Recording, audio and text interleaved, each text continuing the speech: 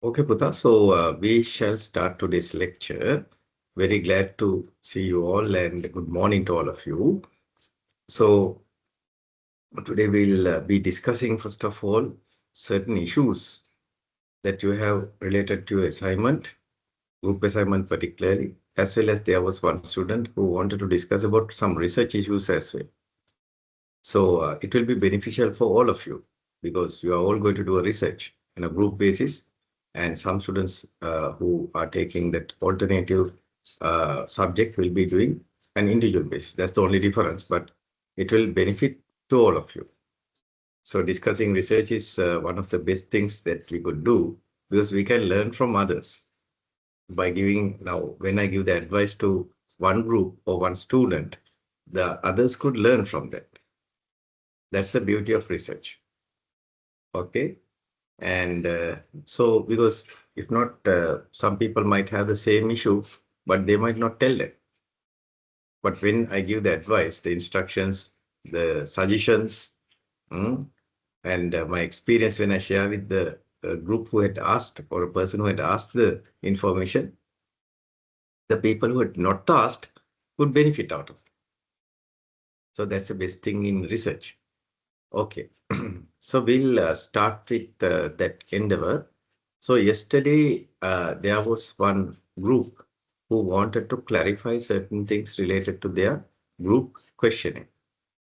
Puta, are you there? So that was the first request I got. Then we had another student, I think it was Sena Nayaka, so who had an issue. We'll then go to that request. So, yes, student, that group who had an issue, can you tell me what's your issue that you had? A group again on.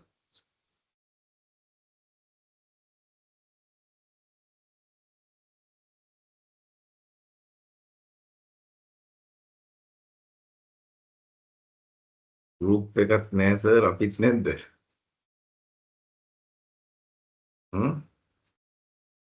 මොකයි group එකට උනේ?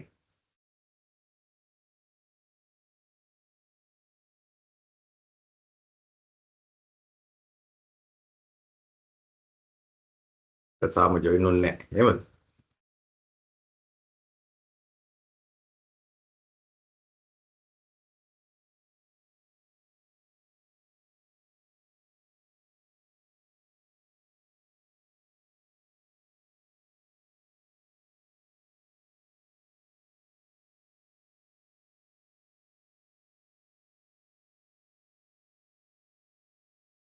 Oh, Yes, sir. Good morning. Very good, very good. How are you? Morning, Morning. sir. Good morning, good morning. අපි බලමු තා පුතාලට තියෙන issue එක මොකක්ද කියලා. බලමු විසඳන්න. Okay, sir. You can share the screen. පුතාලට online share screen එක share කරන්න පුළුවන්. ඊට පස්සේ අපි බලමු ඒකට මොකක්ද issue එක කියලා. පුතා issue එක පැහැදිලි කරන්න. Okay, sir. First of all, sir, I will share my screen. Okay, that's the best thing. We have prepared some questionnaire also as it is. Okay. So you can review it and you can give me the comments so accordingly we can change, sir. Yeah, first of all, Puta, I would like to see the Karuna Sena, the report allocated to you. ඉතින් පුතා ඔයාලගේ group එකට allocate කරපු report එක අපි බලමු නේද? ඔයාලා group එකේ කීයද පුතා? What's your group number? Group number 1, sir. Group number 1. Very good. එතකොට group number 1 එකට පුතා අපි allocate කරන්නේ group මේකක් අපි ඒක බලමු. Okay, sir. Open that report පුතා.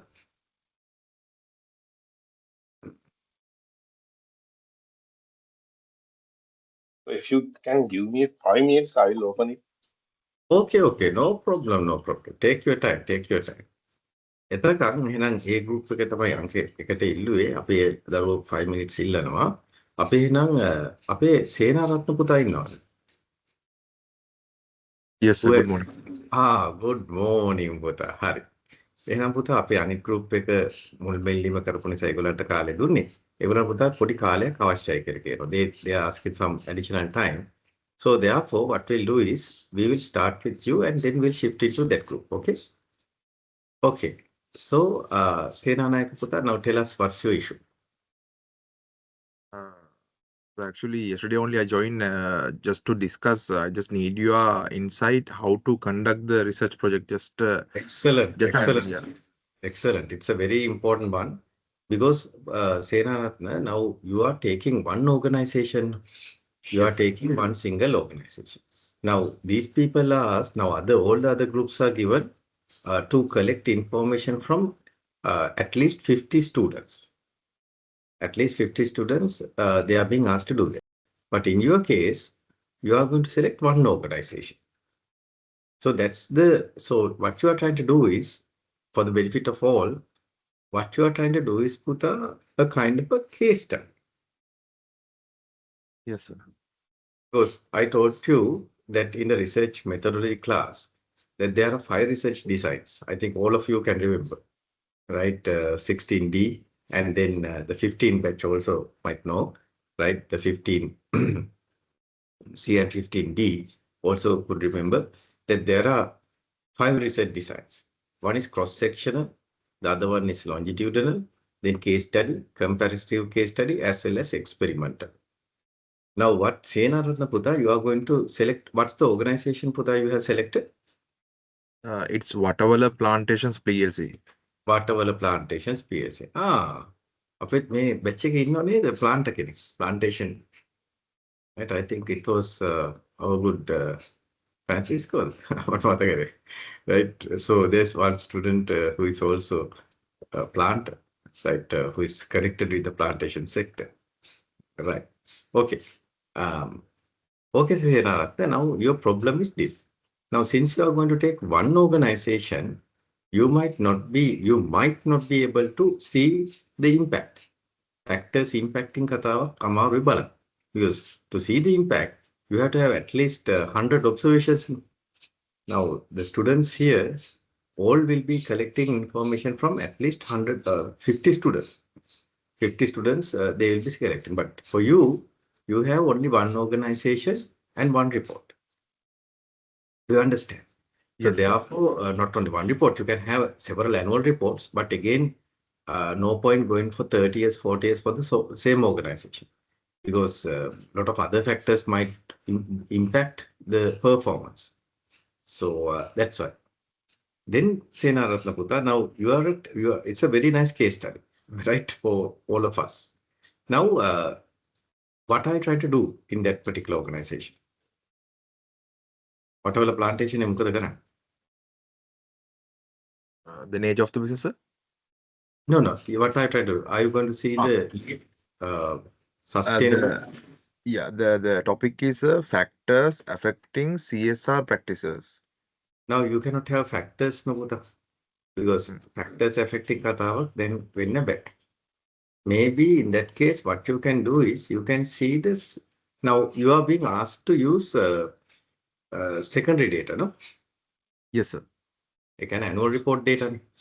Okay. What are the CSR practices at whatever plantation? Factors බලන විදියක් මට පේන්නේ නැහැ. Because to see the factors now, for an example, size, profitability. The සාමාන්‍ය factors හැටියට ගන්න ඒවනේ. Size එක, profitability, ඊට පස්සේ leverage, growth, ඒ වගේ දේවල්. So you have to have at least 50 observations, right? If you are going to do that. 50 ගන්න බෑනේ පුතා. You have only one annual report or 5 annual reports. So seems you could explore by using secondary data, you could explore the CSR practices at whatever plantation, right? Okay. And maybe you can compare that with some benchmarks. You can CSR practices ටික බලලා ඒක benchmark එක compare කරලා ඒක කොච්චර හොඳට තියෙනවද කියලා කියන්න පුළුවන්. That's I think based on secondary data, based on one company, that might be what you could do. What did our good professor ask you to do? Did he insist on doing the factors impacting thing? What he suggested, sir, actually, I was taking the previous proposal, the same one. Then he said, which I was done is the board attributes and CSR Practices. practices. Yeah. Mm. Then what he said, you cannot do the comparative analysis for one company. It's no point of doing for one company. Then change the topic to the factors affecting CSR practices. Then the factors which he suggested was board attributes, climate, chairman view, financial liquidity. Those factors he suggested. He just Okay. wanted to, so what he insists is not to do a statistical analysis, just to Yeah. analyze what are the factors affecting the CSR practice. Just discuss about that. Just analyze that one. Like that, he Ah, informed. okay. Hmm. Okay, Buddha. Yeah. So, a very interesting one. Buddha, maybe Yes. what you could do is now, because if it is affecting or impacting, Yeah. and that's a little bit tricky issue because unless you do a little bit of a, analysis like kind of a regression or a correlation, it's hard to say how the factors are impacting, isn't it? So Yes. maybe what I would suggest, Senaratna, Yes. Sir. a good thing. I will ask you, you can ask him, you Yeah. can ask our good professor, you can ask him, can you please give me a similar or a study that that means that had followed a similar analysis? Mm-mm. Because I am a little bit unable to understand, by taking one annual report or few annual reports, how you could see that impact. Because to see the impact, we need several observations. But on the other hand, now if you are going to do this put on a qualitative basis, it's possible. But Mm, you have to do interviews and you have to ask them, you have to give a questionnaire, and you can ask, okay, now for an example, if you are doing a questionnaire, it's possible. Now, mm. you can ask like, okay, what factors are impacting the CSR practices? You can ask them. Yes. You can ask 50 people, 100 people over there, and you can do the analysis. You can then say, Yes. okay, these are the factors that are impacted. But since now you are going to do that with only with an annual report in hand, that means secondary data. I wonder how it could be done. But I think your good professor has a good idea. So how Yes. it's been done. So best way, say Naratna, my advice to you is Okay. have a small chat with Sir, Professor, and Okay. ask him to, can you, sir, please share a report already done in this manner for an organization using only secondary data, which has found out the impact of factors maybe on CSR or something else, but for one organization, taking only secondary data. Mm-mm. So maybe there's another strategy which I'm not aware of that at the moment, and So, you might what is be the topic that you are suggesting, sir? I'm no also feeling like. no no no no no no no. Your supervisor is always correct. So Hmm. therefore, what I would request you is Buddha, because Yes. to explore the possibility. But in case if you think that if he suggested to change, Yeah. in case if he suggests to change, then Yeah. you might think of Buddha CSR practices at a plantation company, and then you Just can like an analysis of CSR practices in whatever exactly plant, like that. exactly something like. So maybe you could see separately some governance attributes, maybe, and then some CSR practices, but you might not be able to put a link those. Yeah. එක link කරන්න බෑ. මොකද මේ observations මදි. So therefore, you might be able to see what are the factors and what are the, not the factors, basically, you will say the governance attributes, and you could see the CSR practices. That's the possible avenue. There you will be discussing separately two things. You'll be analyzing by using descriptive statistics what are the CSR practices or the governance attributes or some other attributes that you think. So likewise, Putha, you could think of a thing of that nature, Yes, right? sir. Okay. Putha, give me a moment.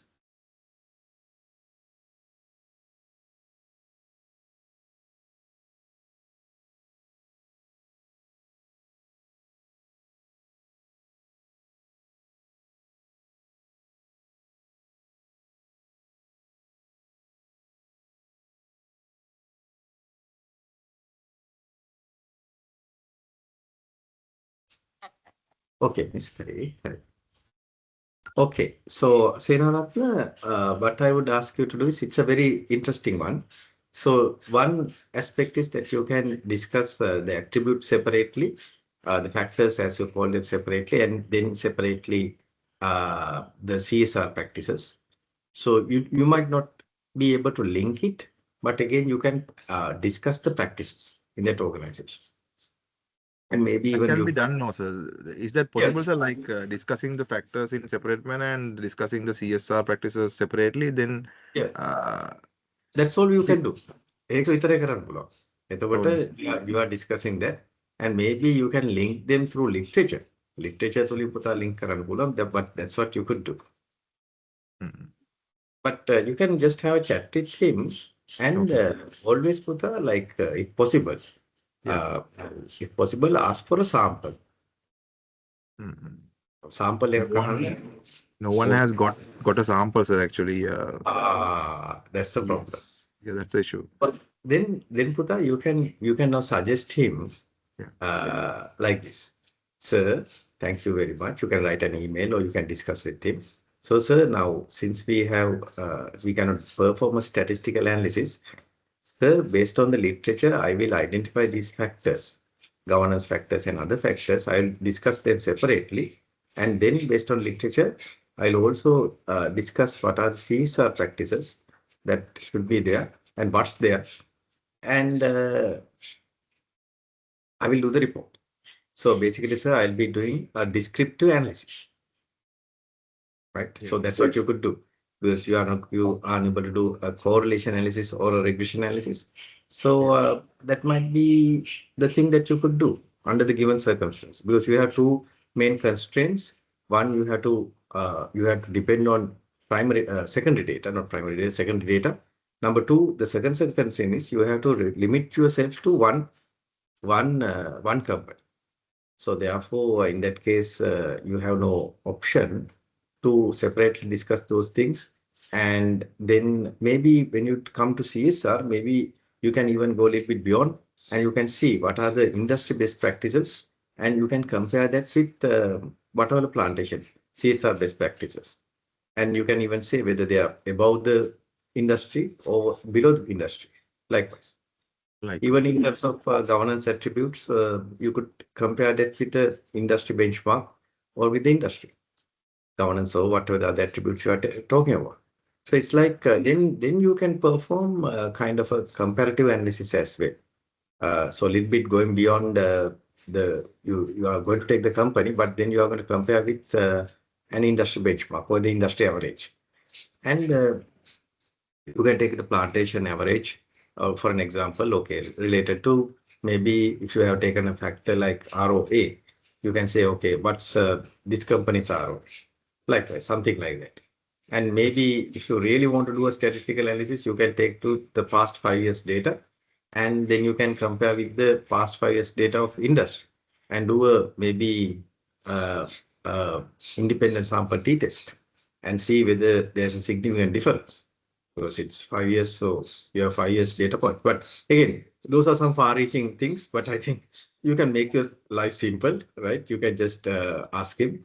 You are going to discuss the factors, right, which are based on the literature, what would impact, and you are going to separate discuss that. And then you are going to discuss separately the CSR level and the CSR practices, etc., etc. And maybe for the CSR thing, as well as this governance thing, you can governance and other attributes, you can see, you can compare that with the industry benchmarks or the industry average. So that's what Senaratna I could tell at the moment under Yes, the sir. given constraints. එතකොට sir numerical calculations එන්නේ නැහැ නේද මේකට මේ there won't be any calculations, right, sir? No, In this kind of analysis? no, unless you do industry, kind of a comparison, then of course you will have numbers. Numerics will be there, numbers will be there, but not statistical analysis. But if you really want to do a statistical analysis, you can do an independent sample t-test. For each attribute, you can take past 5 years data for the company and past 5 years data of the industry or competitor or whatever, and then you can see whether there's a significant difference. Okay. what he's encouraging is not to do this statistical analysis because the time limitation, and he just want analysis only, sir, without taking any variables. Then you can do a Yeah. descriptive analysis. Okay. That's fine. That's fine. It will make your lives easy. Distributive analysis in the sense, what are the things need to be incorporated, sir? අන්න බලන්න දැන් බලන්න අපේ first බලන්න second video එක. Second, third videos පුතා, it will tell you a comprehensive analysis on descriptive analysis. To summarize, you can perform a frequency analysis for categorical variables. For continuous variables, puta, you'll be able to do, you'll be able to calculate measures of central tendency, dispersion, distribution. Likewise, you can do univariate analysis. But again, for that also, you might need certain data. But again, here you are going to do a description. Now, for an example, what are the CSR practices? Yes. That's all. So therefore, it's not going to be purely a numerical analysis. But to make your report rich, I think you can compare that with Puta some industry best practices. නැත්තම් report එක වැඩ නැති වෙනවනේ පුතා. මේක ඔයාගේ කම්මත් තියෙන තත්ත්වය කියනවා. ඒක යම් කිසි එකක් එක්ක මේක හොඳද නරකද කියලා කියන්නවත් පුතා මම හිතනවා ඉන්ඩස්ට්‍රි ඇවරේජ් එකක් එක්ක හරි ඉන්ඩස්ට්‍රි බෙන්ච්මාර්ක් එකත් එක්ක කම්පෙයාර් කරන්න. හැබැයි ඔයාලා ටිපිකල් ඩිස්ක්‍රිප්ටිව් ඇනලිසිස්ම කරන එකක් නැති වෙයි. Yes, sir. So you can just summarize what's there. Summary තමයි වෙන්නේ. කියන්නේ මේක තියෙන දේ report එකේ තියෙන දේ ඔයා summary කරනවා. නමුත් ඊට එහා ගිහිල්ලා මම යෝජනා කරනවා you can discuss with your supervisor. You can compare and contrast with industry benchmarks. අඩුම ගානේ industry average එකක් එක්ක පුතා බලන්න. දැන් අපි හිතමු ROA එක ගත්තයි කියලා කියමු. දැන් ඔයා ROA කියනවා ඕන්න ඉතින් ගිය අවුරුද්දටත් එක්ක compare කරලා බලන්න පුළුවන්. You can see how the ROA has improved or decreased compared to the last year. You can give that. And also you can compare that with the competitor or an industry benchmark. එතකොට මට පේන්නේ පුතා මොකක්ද දන්නවද අන්තිමට ඔයාගේ මෙතන වෙන්නේ? අර financial statement analysis එකක් කරානේ. Yeah. ඔයාලා කරාද subject එක financial statement analysis? රංගජීව සර් නේද කියලා දෙන්නේ නැත්තේ? Yes, sir. ඒ වගේ දෙයක් තමයි මෙතන කරන්නේ. ඔයා financial statement analysis එකක් කරනවා අමතරව CSR practices බැලෙනවා කියන කාරණා. ඒක එච්චරම යන්නත් ඕනේ. ඔයා කියන්නේ ඉතින් මේ factors කියන එක ඔයා summary කරනවා. ඉතින් report එකේ තියෙන දේ හැමෝම ගන්නවා. අනිත් පැත්තෙන් CSR best practices බලනවා. You will be taking the CSR best practices and you will be giving that in a summary form. But going beyond, I suggest you can discuss that with your supervisor. I suggest you to compare and contrast with the past year. අඩුම ගානේ ගිය අවුරුද්දට සාපේක්ෂව කොහොමද කියන තත්ත්වය මේ attributes වලට වෙලා තියෙන්නේ සහ with the industry benchmarks. Okay.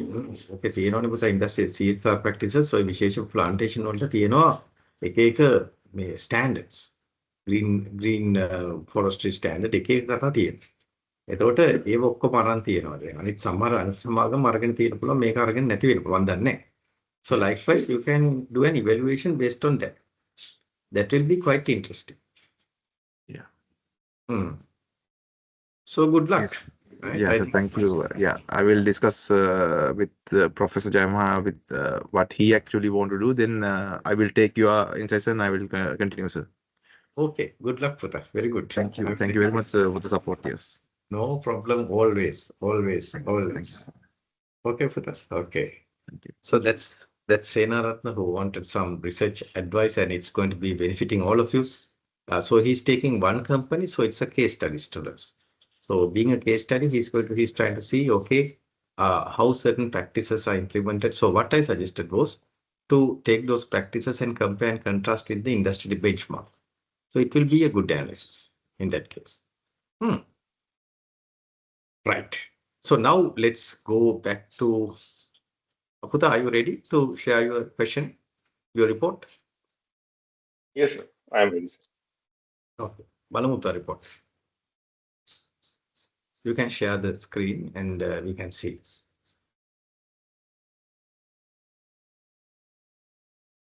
So this is the report. Can you go to the Putta title? Okay. So the impact of smartphone addiction, a very, very interesting topic. The smartphone එක නැතුව පුතා උදේට washroom උත් යන්න බැරි තත්ත්වයක් ඇවිල්ලා තියෙනවානේ සමහර දරුවන්ට. Right? දරුවන්ට විතරක් නෙවෙයි, දරුවන්ට විතරක් නෙවෙයි. සමහර ඉඳන් කියනවා පුතා සපත්තු නැතුව ඇවිදින්න ස්මාර්ට්ෆෝන් එක නම් නැතුව බෑ කියලා. ඔප්ෂන් දෙකක් වෙනවා. තව දේවල් තියෙනවා මට මේක ප්‍රසිද්ධිය කියන්න බෑ. In a research, the option was given whether you would walk without slippers or shoes or use the smartphone. Either you walk without shoes or slippers or you use the smartphone. Do you know what people choose? මොකද හිතන්නේ choose කරේ? They choose smartphone and they were ready to walk without slippers or shoes. Just imagine. ඒ විතරක් නේ තව දේවලුත් එතන තිබුණා මට මේක ප්‍රසිද්ධිය කියන්න බෑ. In a research, right? So people are so much addicted. Right? We all are addicted, isn't it, to the smartphone usage, and it is impacting the academic performance. Unfortunately, it's impacting the academic performance negative. So that's what Puta they have looked into. Right. Now, Puta, can you kindly go to the appendix of this one?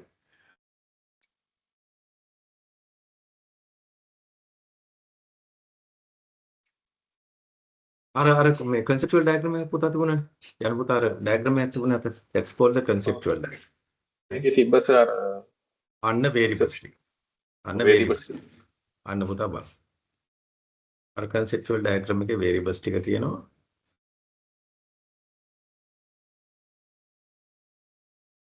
කවුරුට යනවා? chapter 3 එකේ තියෙන්නේ. ඒකේ එහෙනම් උඩද? උඩ වෙන්නේ තියෙන. උඩට යනකොට ඒක නම් තිබුණේ නැහැ. එහෙනම් chapter 2 එකටත් කට්ටිය දාන මේගොල්ලෝ chapter 2 එකටම දැම්මත් දන්නේ. ඔය තියෙන්නේ. Smartphone self-efficacy, competency and intention. Beer intention කියනවා තමයි use කරලා තියෙන්නේ. එතකොට ඒගොල්ලෝ hypothesis තුනක් develop කරලා තියෙනවා. Self-efficacy, competency, intention. ඒවා academic performance වලට බලපාන විදිය තමයි බලන්නේ. Right. දැන් පුතා දැන් බලන්න ඕන variables තුන academic achievement කියන එක තමයි dependent variable එක. වාට independent variables තුනක් තියෙනවා. හරි. දැන් යන්න පුතා වාගේ you can go to the question here පුතා. Okay, sir.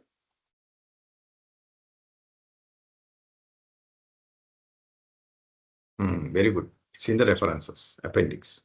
After reference to appendix. I know it. Section A always will be about demographics, about students, but here you can change based on our Sri Lankan context. You can ask, are you from a state university or a non-state university, whatever the thing that you can ask. And what kind of degree program are you doing? Is it in accounting, finance, it is in HR, management or whatever. So you can, this is for all the groups, and you can, because I have purposely chosen these reports for the students, so you can easily collect data. Then මම කිව්වොත් මේ corporate governance කියලා ගන්න ගියොත් directors ලගේ information ගන්න වෙනවා. මේ ලෝකේ කාගෙවත් ගන්න පුළුවන් information, but directors ලගේ information ගන්න බෑ. මොකද මේ මිනිසුන්ට ඒ තරම් busy මිනිස්සු ටිකක් නෑ. මේ අනිත් එක ඒගොල්ලන්ට යමක් ගන්න නම් අපි we have to if you pay them about 25,000 or 30,000 per hour, then they might even consider that. But usually they are very busy people. So that's why we have focused on students. Now here you can tailor it to the university students like you, right? Undergraduate students like you. So you can choose the gender, the age, then what's the degree program, and even you can ask what's the university or the campus that they are attached to. Likewise, Puta, you can ask them. Okay. And what's the year? එකත් අහන්න පුළුවන්. First year, the second year, the third year, the final year කියලා. ඒකත් අහන්න පුළුවන්. අන්න ඒ වගේ පුතා තොරතුරු ටිකක් තමයි. Now for all the students, you can tailor your demographic factors based on that. So I'm really thankful to this student, first group, right? Karuna Sena's group for asking this. So you can tailor this. Okay. Then okay, section A. ඊළඟට section B එකට යන බලන්න පුතා. ඔය section B එක තමයි on academic performance. Now this is your dependent variable. මේක තමයි dependent variable. දැන් මම අද කියලා දෙනවා, right? Today I'll be teaching you what's this convex alpha and how to check the consistency of these questions. Today's part of that fact analysis and reliability analysis කරලා කොහොමද මේක check කරන්න කියලා මම අද කියලා දෙනවා. So විතර බලන්න academic performance එකට questions පහක් අහලා තියෙනවා. අන්තිමට variable එක හදන්නේ you will be creating the variable by taking the average of these 5 questions. Okay, sir. අන්න ඒ විදිහට තමයි මේක හදන්නේ. ඊළඟට පුතා ඊළඟට So I can remember, if I am wrong, please let me know. Before you told me that, I think when you lecture in that business research, Yeah. This is some kind of similar questions we are asking from the people whether they want to give some correct responses. This is the correct way that's to it. get the information, sir. Yes. You are going to ask this. You are going to give the questionnaire to the students, also to the, of course, you are taking students, and you are going to elicit responses to see whether they are really telling the correct thing, whether they are really, now for an example, academic performance. Using a smartphone helps me to study more efficient. Then the next one, using a smartphone improves my performance in my studies. So you can see the same thing is asked in different ways, no? Different ways, okay. Yeah. And then today I'll teach you how to check the consistency of this question within a variable. මේකම variable එක පුතා අදාළ questions අහලා තියෙන එක එක විදියට. මම අද කියලා දෙනවා. Today I'll teach you how you can do that. How you can check the consistency and then finally create the variable also we can see. So I'll teach you that today. Then go to the next one පුතා. What part එක?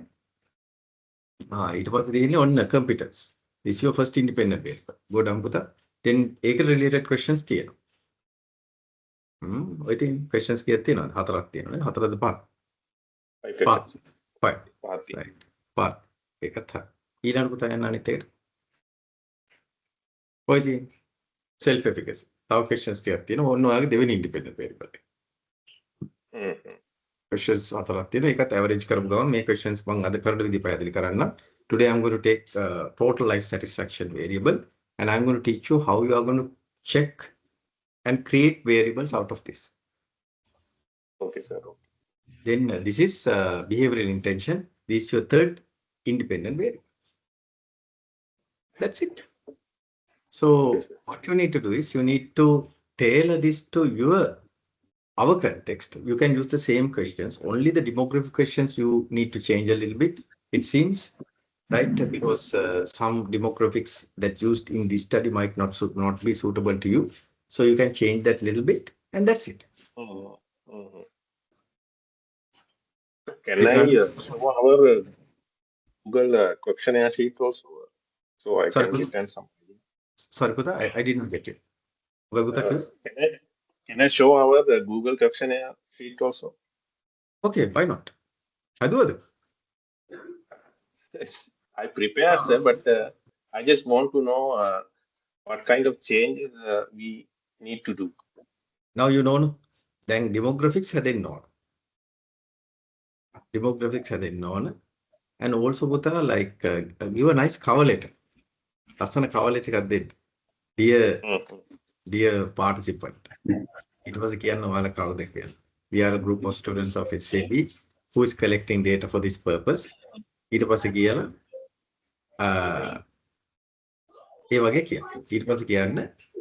Make a anonymity ensure we are going to ensure the anonymity and the confidentiality of the data. So please spare 5 or 10 minutes to choose this or to give your answers. Likewise, Putha, you can just indicate. Then you come to section A. That's very good. Section A again. Putha, you change it based on the things that I told you. You don't need to use the same thing. Yeah, you don't need to use the same thing. You can change a little bit to suit your context. යන්න බලන්න පුතා වාගේ liquor ටිකට liquor section B එකට ඒක තමයි මම බලන්න ඕන. Very nice. This is what I expected. Using a smartphone to buy. Yeah, this is academic performance. Likewise, you will have 5 sections on academic performance. Very nice. Yeah, you have used the semantic scale as you should have done.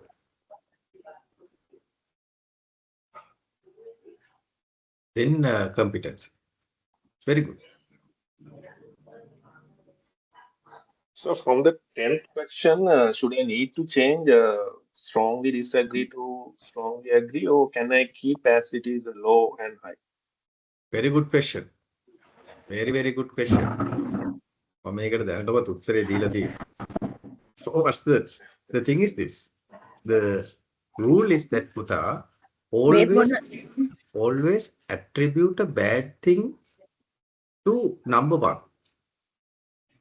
Rule එක තමයි number 1 එකට නරක එකක් දාන්න ඕන.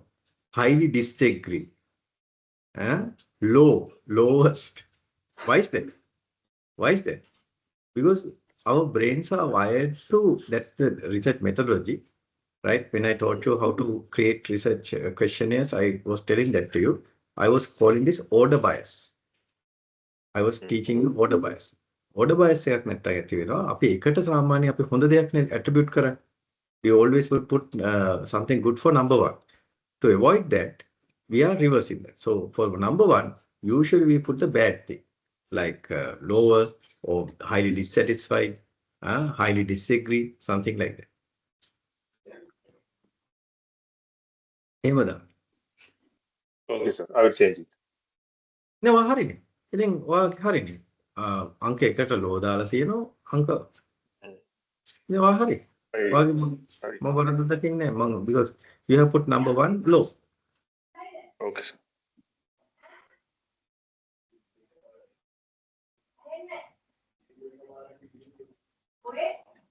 I'm very happy to say you have done it very nicely. Congratulations. Thank you, sir. Very nice.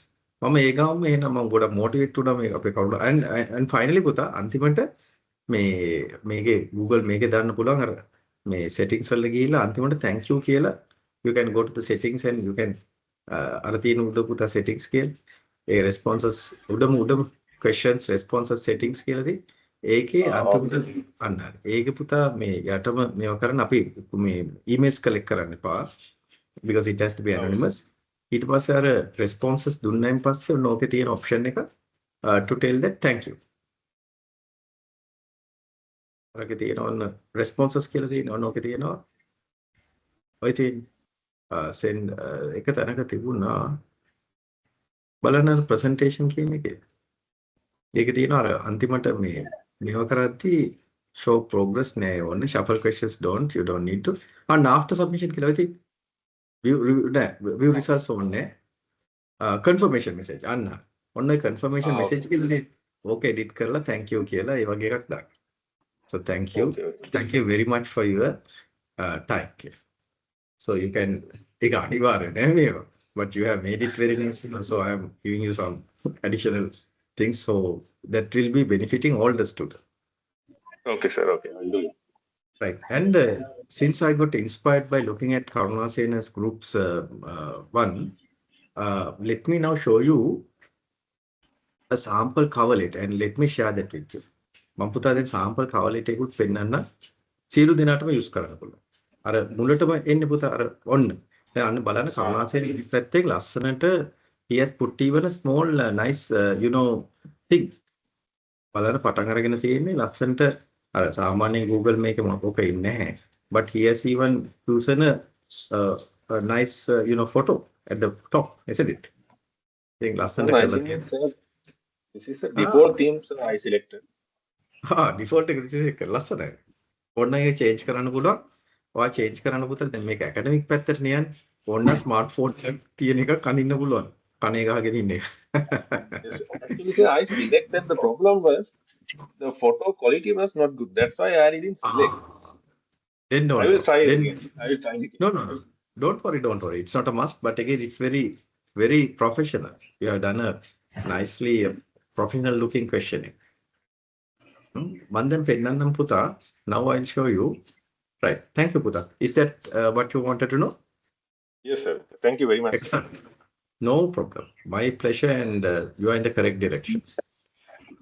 Okay, sir. Thank you very much. Okay, Puta. And now, since I got inspired by looking Karuna Sena's, Karuna Sena's Puta's, their groups one, but let me now share you a small coverlet. So, research sample question is also there. Here, sample cover page. I'll share this with all of you, right? Please follow.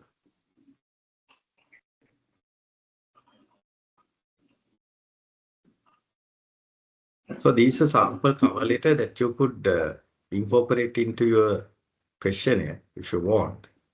So let me show you that.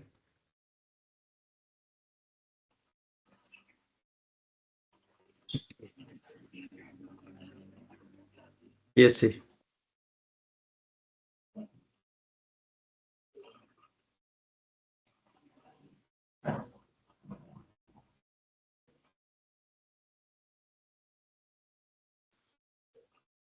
You can put your topic first of all. Put your topic first of all, and somewhere indicate it Sri Lanka. Then you can say, dear participants. And then you can tell, now you don't put my name, right? So please don't put my name. That will create problems. So you can put your own name, there's no problem. But don't put your name, put my name, right?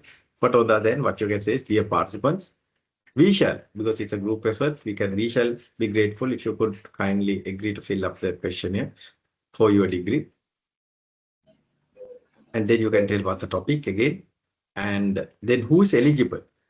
Tell very clearly who is eligible.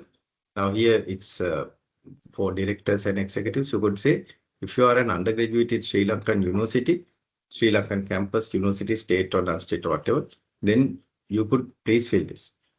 And then you can say the questionnaire consists of 3 sections. In your case, it was 2 sections. There's no problem. And then you have to tell this. This is the best practice. Your responses will be anonymous and will be kept strictly confidential. Your participation is voluntary. Please answer all questions openly and honestly. Thank you very much for your cooperation. And then put the group leaders' information. Because while you put this information, you can put your email address. You don't need to put your phone number. And please don't put my information, right? Don't put my information. It will create problems for me. So therefore, don't put my information. And what you can, so I'll download it and I'll share with all of you. All of the way.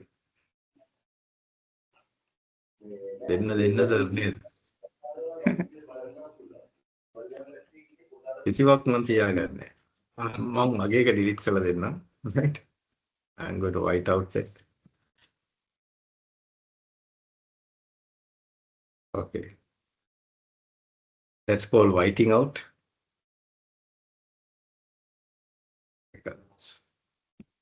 ඔන්නේ. දැන් මම මේක පුතාලත් එක්ක share කරනවා. This is your name and put the other information. You don't need to put your email address, right? That's good enough. Right. Now let me share that with you all. So because Karuna Sen asked, his group asked a very nice question. So it's helping all of you. I'm just sharing a nice question here with you all. So what I'll do is, මම හිතන්නේ මට group chat එකේ මේක දාන්න පුළුවන් කියලා. මට මේ වීඩියෝ ඉඩ දුන්නේ නැහැ. Let me see whether නෑ මට chat එකට දෙන්නේ නැහැ. So what I'll do is, I will send it to whom? මට පුතා මේ email address එකක් එවනවද? ඔයාලා පුතා ඒක share කරගන්න. I think we have the 2 batch leaders. One is Mulu and the other one is I think Pushpika, no? Sir, excuse me, sir. So I enable the chat box. Please try again. enable කරන්න බා. නෑ පුතා මට ඉඩ දෙන්න.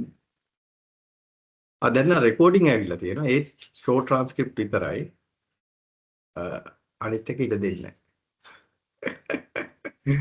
එහෙම තමයි පුතා ජීවිතේ නේද? What to do? Okay. But never mind. So what I'll do is I will go to my Gmail.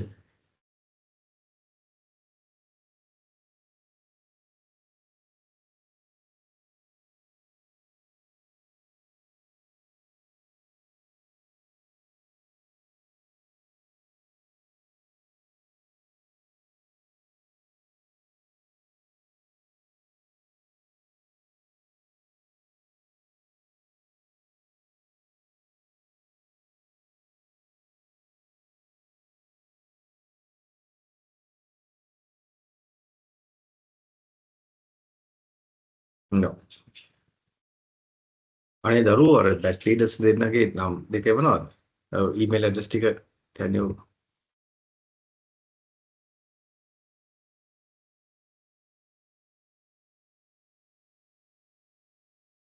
මගේ මේක එන්නේ ඔයාලගේ පුතා පොඩ්ඩක් මේක වෙනස්. So someone can send me WhatsApp message that then I can respond.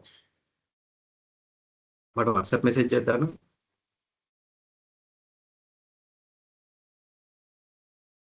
Okay, Bulu has sent me. Thank you very much for that. ඒ වගේම මේ 16D එකෙත් පුතා මට දරුවෙක් කිව්වොත් හරි.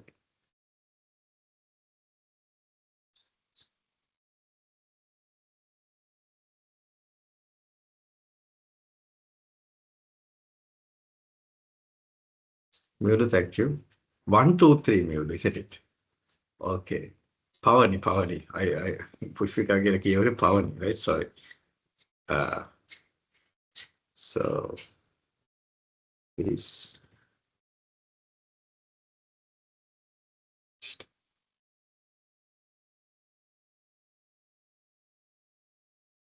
Okay, so you got it. Then Pavani, thank you very much for that. And again, very sorry I got your name a bit confused. Okay.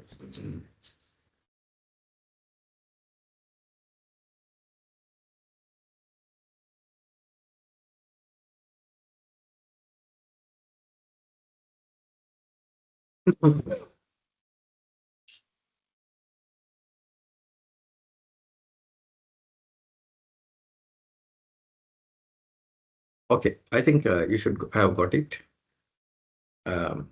Okay, Pavani has said thank you. Thank you for that. Appreciate it. So,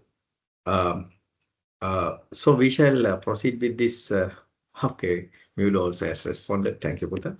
They have received that. So please kindly Buddha share this with all your graduates and at the counter. And I think Karunasina's group had a very professional looking questionnaire, right? And it was very nice. So good. So also there are some other options as well. If you want to break the sections after section 1, you can go to section 2. Likewise, there are several other options, so you don't need to worry about that. But again, I was very happy to see. So that's a sample questionnaire. Then sample demographic factors, right? Now these are not related to you, but again, user demographic factors, corporate officers. So let me show you some samples for that as well.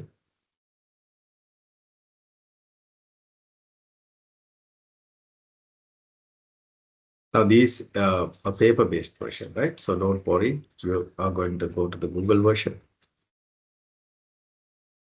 Okay. Gender, age, the make or other.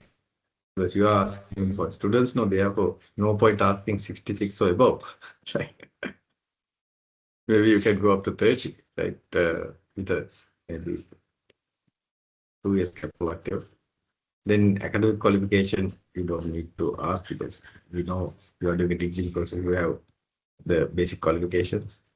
Then professional qualifications or something like that you can ask. Okay, the Likert scale, as you told that, yes, you can ask to 1 to 5. 1 is the bad thing, not important.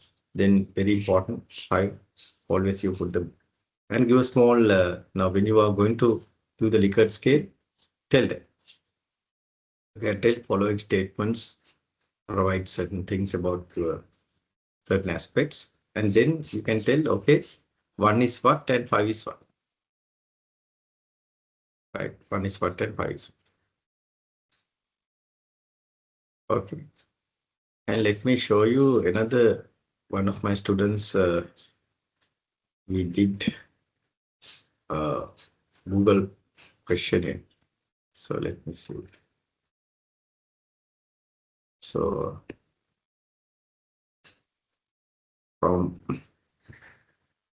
Arshani. Arshani is a lecturer who is doing research with me now.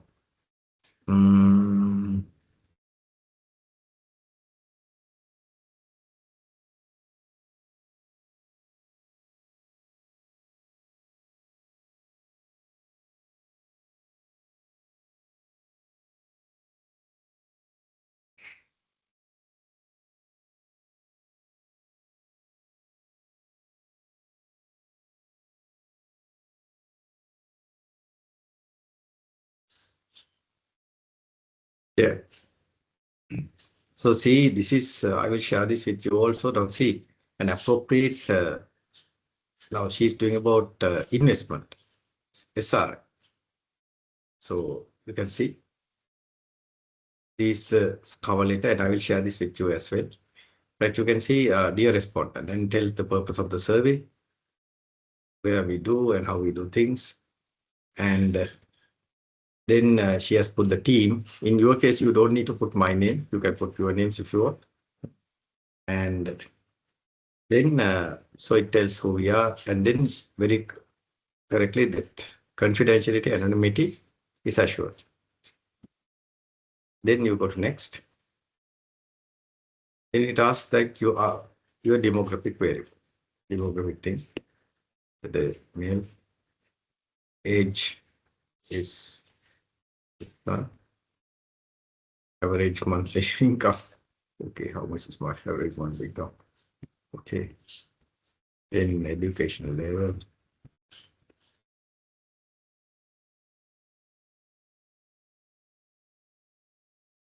Professional qualifications, yes. So if yes, then it will ask what? Then it will ask, okay, I'm in full membership. Okay, then employment status. So, one sector.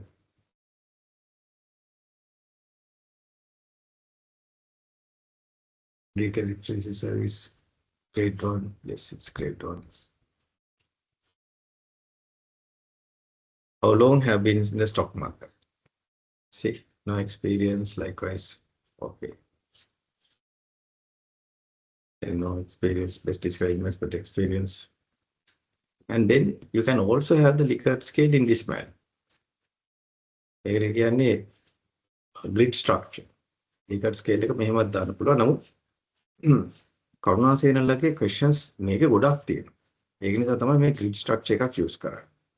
කරුණාසේනල පුතාලගේ ගොඩක් තියෙනවා. So therefore මේ ටිකයි තියෙන්නේ. මේකේ ගොඩක් questions තියෙනවා. ඒක නිසා අපි grid structure එකක් use කරලා තියෙනවා. You can use this. But again, if you have, let's say 25-30 questions, then you can use what Karuna Sena's grid structure, not the grid structure, it's called the semantic scale. The semantic scale could be used. And so, okay. So likewise, I'm just going to tick something, right? Make it pen and sir. Beautiful.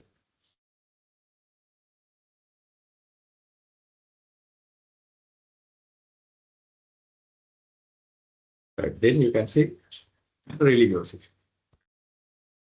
So we have a lot of questions. You can see about 50-60 questions are there. We have used this structure.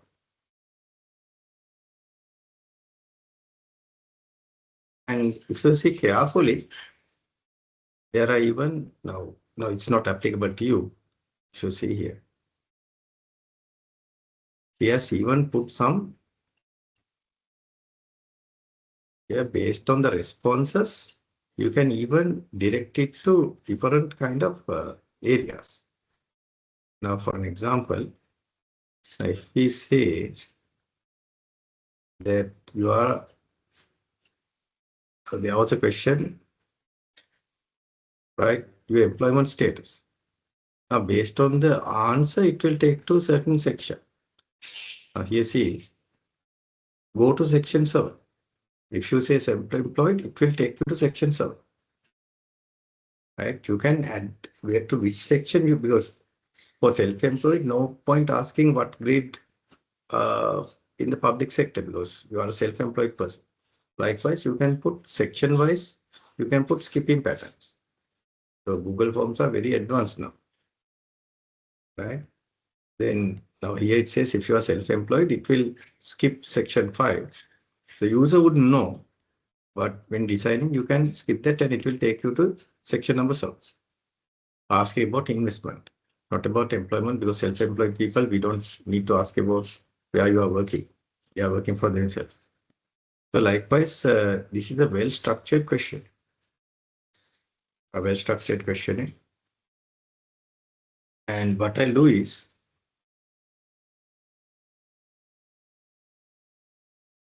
we'll also share this question with you. I'll say sample question. You don't need to fill this, but you can see how it's done.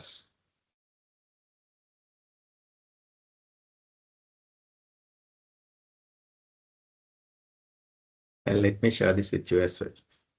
So you can see how you could professionally develop a nice, well-standing question, sample questioning. And so this is what you have. So I'm going to remove my name because that creates an unnecessary issue.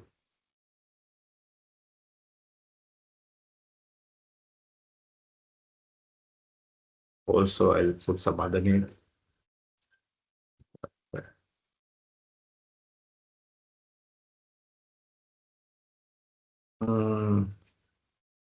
Okay, some name, right? Maybe Hirini Kumar.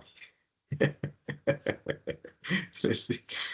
Let's say, what's the good name? Donald Trump? Okay, I don't. It's XXX. Let's say Samar Ratna. I thought.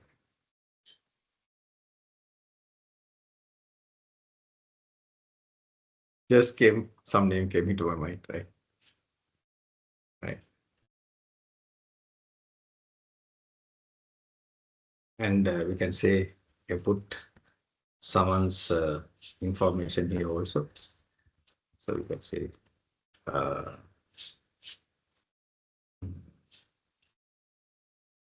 some campus, some university, or something, University of XXX, Department of Accounting.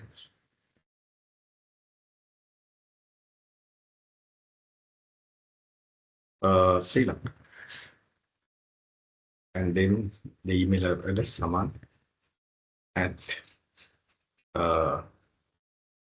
gmail.com. Okay, something like that, right? So just your affiliation. Right. What I'll now do is I'll also send the link to you so you can see how the questionnaire could be structured, right? So I'm going to create a link, shorten link. And I'm going to copy that and I'm going to send it to you again. So new list there. Then how good? How many is there? Okay. So these are samples, right? You can share that with your friends. And I'm going to put that into my repository as well. I'll say good Google sample Google. Okay.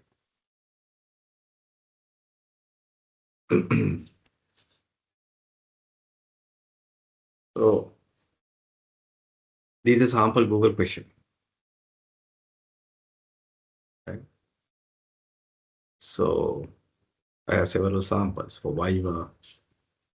Even I do have on how to do a Viva presentation, sample Viva presentation. And your seniors had done. So this Silva, and she did a very nice presentation. Okay, later on we'll look at those presentations. Right, Shalini Silva. Okay, right. So that's related to. Yeah, I think. Yeah, Pushpika, you have raised your hand. Any question? Yes, sir. We are group number 3. We also want to clarify our question. Shall I share my screen, sir? Why not try? Not try. Let me stop sharing my screen. By all means, today is the day that we are going to clarify these things. Then you can collect data peacefully, isn't it? Because of Karuna Sen asked some very nice questions, I could help you. Good, very good. Now, Pushpika is asking your questions. Yes, Putta, please go ahead.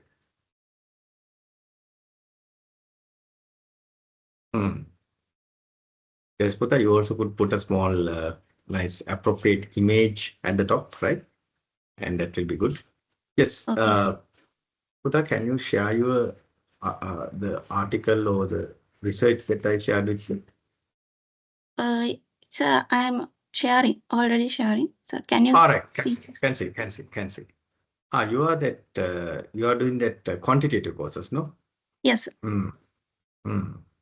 Very good, very good. Jayavikram Putta already contacted me to clarify that what are the quantitative. He's in your group, no? Yes, sir. We discussed and. Good. Very good. You are a very, very vigilant group indeed. Okay, Putta. Right. So, Putta, can you go to now? Here, the question was that what are the quantitative courses that you could select? And indeed, you could select. So, in the accounting or management or finance degree programs, you can take the quantitative course. Now, particularly, maybe if you are taking SAB, you can select a quantitative course or your own degree. There's no problem.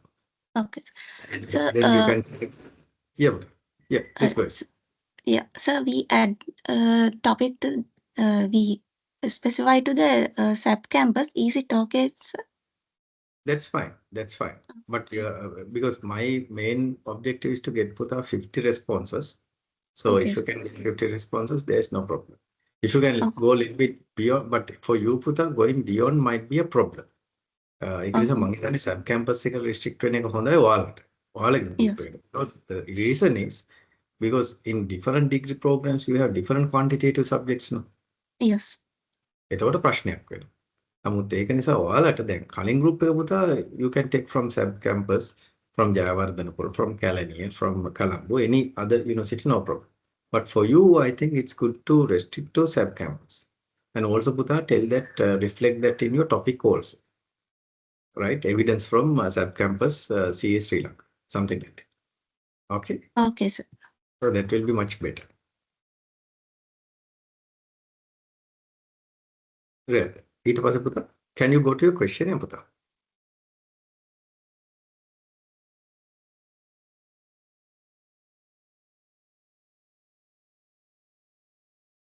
මේකෙත් තියෙනවා ලස්සනට දීලා තියෙනවා පුතා. මේක questions පුතා ඔකට derive කරගන්න පුළුවන්. You can derive the questions. Hi, you have the question as well. So you can ask, okay, now you can hear puta part A actually ask the demographic factors. Part A එකේ පුතා අහන demographic, gender එක අහන්න, age එක අහන්න. ඊට පස්සේ එක එක දේවල් ටිකක් අහන්න. ඊට පස්සේ part 2 එකේදී තමයි මේ වහන්නේ. Which following quantitative courses you have taken. එතකොට පුතාලා දාන්න SAP campus එකට අදාළ quantitative courses. Right? ඒක ගැටලුවක් නෑ. ඊට පස්සේ then you are asking okay this performance නේ. එතකොට බලන්න ආයිත් එක දාලා තියෙන strongly disagree. ඊට පස්සේ 5 is strongly agree. That's the pattern. ඒක තමයි හැමතිස්සෙම pattern එක වෙනවා තියෙන්නේ. Right පුතා go down. එතකොට එක දේවල් ගැන අහගෙන යන්න. A very interesting thing because quantitative courses කොහොමද මේව කරන්න කියලා බලන්න පුළුවන්. ඊට පස්සේ part 3 එක යනවා. මේ general information තමයි එයා දාලා තියෙන demographic information තමයි part 3 එකට දාලා තියෙන්නේ. එහෙම ඕනේ. ඔයාලගේ එකේදී පුතා ඒක ගන්න part 1 හැටියට. demographics හැටියට. එතකොට මොකද ඒක සාමාන්‍යයෙන් now you might think ඇයි සර් මේ දැන් මේක පුතා මොන රටේද කරලා තියෙන්නේ? මේක කොහෙද පිටරට පුතා කරලා තියෙන්නේ. I don't worry about that. Why they have put it at the end? Usually puta, these are private information. So that's why they care about privacy in other countries. In Sri Lanka, no one cares about privacy. That's why you put those questions at the end in a foreign, right? In a foreign questionnaire, you put that at the end. In a foreign country, America, Australia, whatever the other country, they put it at the end. But in Sri Lanka, no one cares about privacy. And the other thing is people are comfortable first filling their information. Gender එක ඉතින් ආයෙත් බලබල ඉන්න ඕනේ නෑනේ මගේ gender එක මොකක්ද කියලා. So it's a very well known answer. So that's why to make people comfortable and there's no much issue related to privacy in Sri Lanka, you would put the demographic factors at the beginning. So start with the demographic factors, Puta, then put the other sections. Good. Okay, sir. And you don't need to have field of specialization because you are going to take accounting. So therefore, what you can do is you can even specify in the topic your degree program and indicate it's from the SAP campus. Okay, sir. Field of specialization is accounting and finance. Accounting තමයි. ඒ වගේ පුතා nationality ගහන්න ඕනේ නේද? We are all Sri Lankans, right? And if there are some nationals also, we treat you as our own, isn't it? So anyone is welcome. We even went to Bangladesh and we welcome Bangladeshi students. And now we are trying to see the Middle East students as well, right? So therefore, we can have in the future nationality, but I think in your batches, we have only Sri Lankans. In that case, you can have only, you don't need to ask them. In age, you can ask. And so gender is there, GPA. GPA up to now, right? You could ask the GPA, grade point average up to that point. Then no point asking number 7 because you are going to use only 7 students who are doing the degree of applied accounting, BSc applied accounting degree. Okay, sir. Very good. Excellent. Right. Okay, I think I clarified 2 groups. I'm very happy that others also could learn out of you. So I'm not going to show you what I showed Karunasena because the same things apply. And you could very nicely use those structures which I taught you and you can apply them. And you can use the content of the cover letter I shared with you. And also please look at the questionnaire that the Google questionnaire I shared with you. In that Google questionnaire, you can use the same terminology, but applicable to you. Right. Any other group who would like to clarify? Right. I think Fernandez group is there. Yes, Puta, you can share.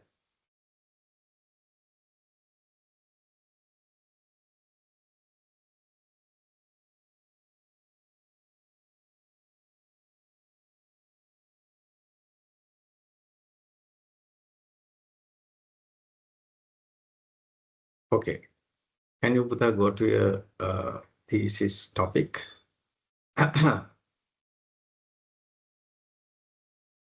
Impact of internship programs on professional and personal development business students. Case study from Pakistan. You can say case study from Sri Lanka, or you can say case study from Sri Lanka, right? Sri Lanka, whatever. So you can take your own internship program and you can check that, because it's one of the very important components of your internship experiences. And of course, you can see that you have your third years, final years, special degree, general degree students who are undertaking internship, and you can concentrate on them. There's no problem. Yeah. Okay, Puta. So we can go to your question, yeah, Puta. Question.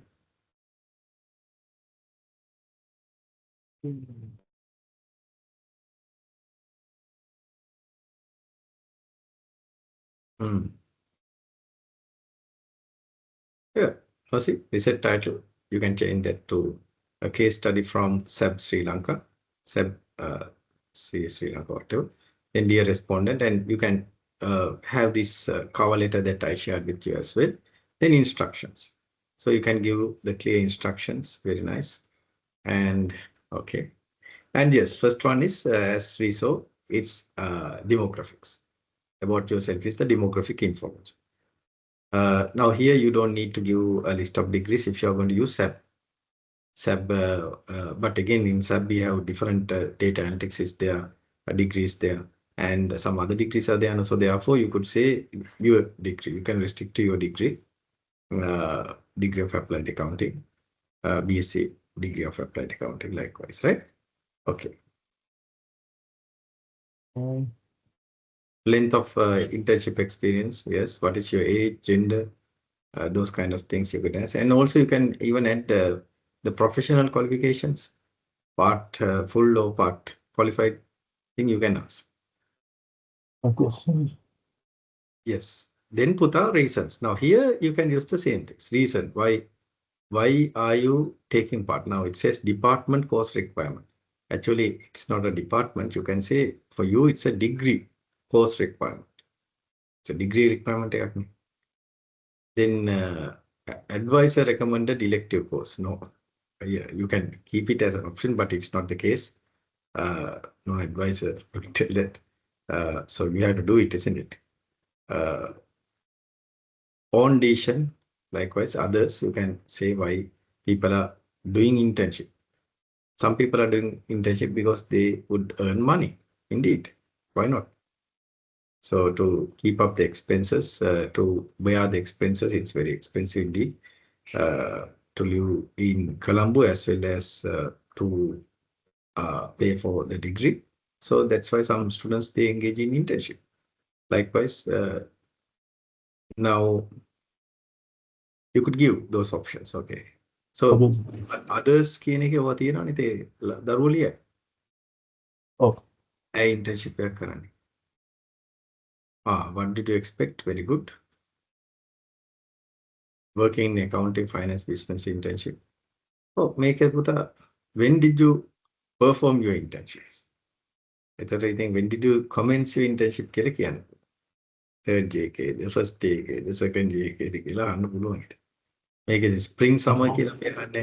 අන්න ඒක තමයි අපිට එක්ක වෙනස් වෙන්නේ. ඒක පුතා ඔයාලා වෙනස් කරගන්න.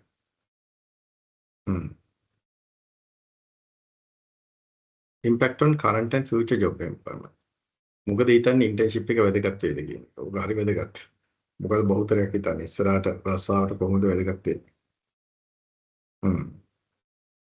I think very nice. So go through carefully the questions, and I think it will be very interesting to understand. There are a lot of things that are there. Pardon.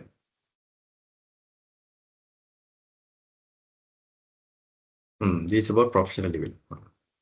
කොච්චර දුරට internship එක මේක මේ විදිහටම use කරන්න. Professional skills. What is professional skills වැඩි වෙන්න. Personal growth. ඉතා හොඳයි. ඒක ඒ විදිහටම use කරන්න පුළුවන්. ඔයාලා නම් අර metric structure එකක් use කරා නම් හොඳයි අර මගේ අර පෙන්නපු question එකේ. මොකද ඔයාලට ගොඩක් questions තියෙන නිසා පුතා metric structure එක use කරා. මේ හදපු එකක් තියෙනවා question එක පෙන්නනවාද ඒක? දැන් අර මං කියපු ඒවත් එක්ක වෙනස් කරගන්න. Okay. අර පින්තූර දැන් අර ටික පුතා දැන් ওই ටික ඔක්කොම පුතා වෙනස් වෙනවා. අර මං කිව්වනේ කවර් ලෙටර් එකක් දාලා උඩම අර ඩයග්‍රෑම් එකේ එන්න ඕනේ නිකන් අර පික්චර් එකේ එන්න ඕනේ උඩම. You have to put it on the top. Okay? යන්නකො බලන්න වාගේ දැන් අනිත වෙනස් කරගෙන පුතා අර මේ ඩෙමෝග්‍රැෆික් ইনফර්මේෂන් ටික වෙනස් කරගන්න. යන්න වාගේ ලිකට් ක්වෙස්චන්ස් වලට පුතා යන්න බලන්න මට බලන්න කොහොමද. අනිත් ඒවා වෙනස් කරගෙන පුතා. අන්න හරි. ඔය තියෙන්නේ. ඕක තමයි මම එක්ස්පෙක්ට් කරේ. මේ ওই විදිහට හදන්න පුතා මොකද මං අර දැන් කරුණාසේන පුතාලට කිව්වේ ඒක යූස් කරන්න කියලා මොකද ඒ පුතාලට ගොඩාක් ක්වෙස්චන්ස් තිබුණ නැහැ 25 30ක් තමයි තිබුණේ. ඔයාලට තියෙන පුතා විශාල ක්වෙස්චන් ප්‍රමාණයක්. ඒකට ඔය වගේ ස්ට්‍රක්චර් එකක් යන්නේ කමක් නෑ. මේකට කියන්නේ මෙට්‍රික් ස්ට්‍රක්චර් කියලා. ඔයාලට එනවද? ඔය තියෙන ප්‍රොෆෙෂනල් මේ. very good. ඔයාලත් කරන්න පුතා මේ සබ් ඩිග්‍රියට අදාළ ඉන්ටර්න්ෂිප් එකට අදාළව කරන්න. එතකොට මේ සබ් එකකින් විතරයි ඩේටා කලෙක්ට් කරන්න වෙන්නේ. ඔව් පුතා. සබ් එකේ කට්ටියම ගත්තා නම් හොඳයි කියලා මට හිතෙනවා. ඒතකොට කවලිට එකෙන් දාන්න. මොකද එක එක යුනිවර්සිටිස් වල එක එක තව තැන්වල පුතා ඉන්ටර්න්ෂිප් ප්‍රෝග්‍රෑම් එක වෙනස් වෙනවානේ. ඔයාලගේ යුනික් ඉන්ටර්න්ෂිප් ප්‍රෝග්‍රෑම් එකක් නේ තියෙන්නේ. ඒතකොට ඒක ඔයාලට කන්සන්ට්‍රේට් කරාට කමක් නෑ. ඔයාලට year එක අහන්න. year ස්පෙෂල් ඩිග්‍රීද නැත්නම් year 3ද year 2ද year 1ද කියලා අහලා ඒ අනුව පුතා මේක පුරව ගත්තා නම් හරි. 50ක් ටාගට් කරගන්න. ඔයාලා 50ක් නෙවෙයි 100ක් 200ක් වුණත් ගන්න පුළුවන්. සබ් එක ටාගට් කරොත් වඩා හොඳයි කියලා මට පේනවා. because මේක එක යුනික් එක්ස්පීරියන්ස් එකක් නේ. සබ් එක. so සබ් එකේ ඒකට මේ fast badges ඕන එකක් මේ යූස් කරන්න පුළුවන් නේද? ඔව් fast patches පුළුවන් වඩාම හොඳයි ඉන්න කට්ටියම දැනට මොකද මතක තියෙන ඒ කට්ටියනේ. එතකොට දන්නේ පුතා මොකද ඕන වෙලාවක data ගන්න සුදුසුම වෙලාව තමයි ඒ වෙලාව. දැන් ඔහු වෙලා ගත්තම මතක නැහැ. දැන් ඉන්නකොට තමයි හොඳ ඒවා වචනත් එක්ක පුතා කියන්නේ ඉන්ටර්න්ෂිප් එකේ මෙන්න මේව තමයි අපිට සලකන්නේ කියලා. ඔහු එනකොට ඉතින් අපිට අමතක වෙනවා. ඒ නිසා වඩා හොඳයි පුතා දැන් ඉන්න කට්ටිය special degree third year final year third year second year first year වගේ තියෙනවා නම් ඒ කට්ටියකින් ගන්න. Good, very happy. You also have got a very nice topic and a nice question. Good luck. Okay, පුතා. So our group එකක් ඉන්නවද පුතා? ඒක අහගන්නද? Please ask. Excuse me, sir. One question. Of course, පුතා. Yes, quick. Sir, අර අපි කලින් බලපු එකේ සර් quantitative courses impact තියෙන එකේ ඒකේ සර් GPA එක අහලා තියෙනවනේ. ඔව්. ඒ කියන්නේ ඒක එතකොට දැන් ළමයි දැනට තමන්ගේ GPA එක calculate කරලා නැති වෙන්න පුළුවන් අර එහෙම ඒක ගන්න. පොඩි ප්‍රශ්නයක් තියෙන්නේ. හැබැයි ඔව් ඒක dependent variable එකනේ අපේ අනික. ඒක dependent වෙනවා. ඒකේ පුතා range එකක් දීලා තියෙනවා. දැන් GPA එක පුතාලගේ GPA එක අනුව පුතා range එකක් තියෙනවනේ. මේ දැන් first class එකකට නම් මෙන්න මෙතන 4ට උඩ 3.7ට උඩ ඒ වගේ පුතා range එකක් තියෙනවනේ. ඒ range එක දීලා approximate එක ගහන්න කියමු.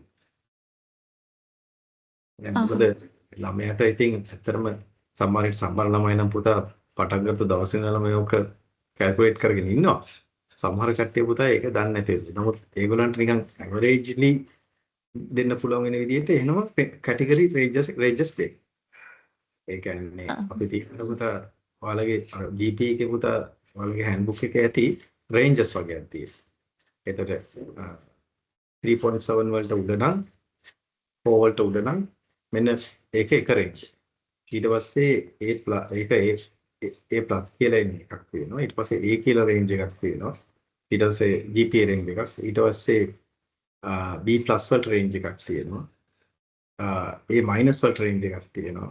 ඒ වගේ පුතා රේන්ජස් තියෙනවා. ඒ රේන්ජස් දාගත්තා නම් හරි. සර්. ඕකේ සර් එහෙම කරන්න. thank you sir. එතකොට ඒක නෑ approximate එකක් දාන්න. ඕකේ සර්.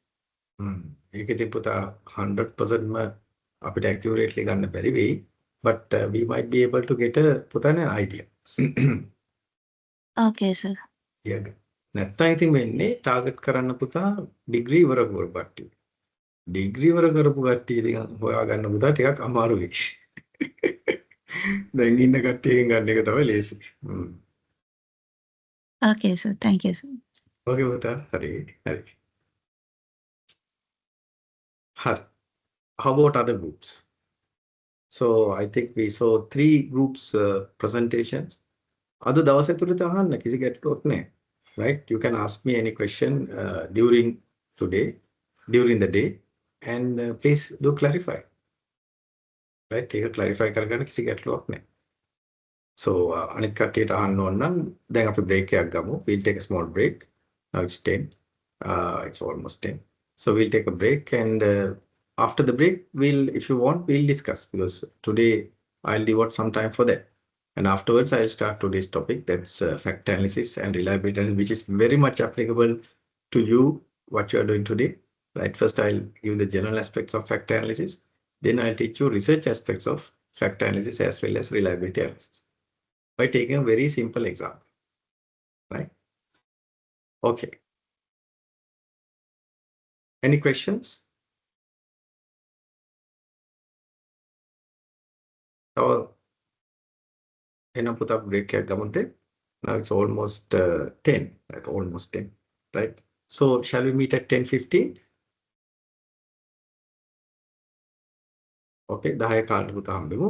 තවත් ප්‍රශ්න තියෙනවා නම් අරන්. And I'll be happy to clarify them. And afterwards we'll go to the today's lesson. Okay? Okay.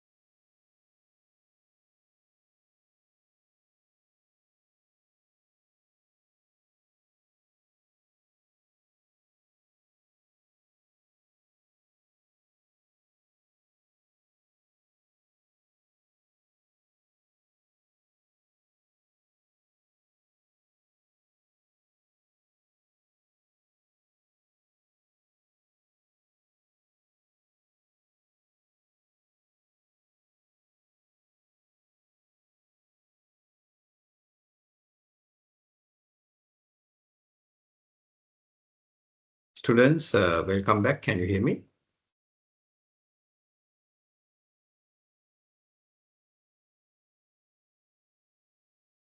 Students, can you hear me? Yes. Okay, Pudha, great. Okay, very glad to see you all. Any other group want to get any clarifications, Pudha?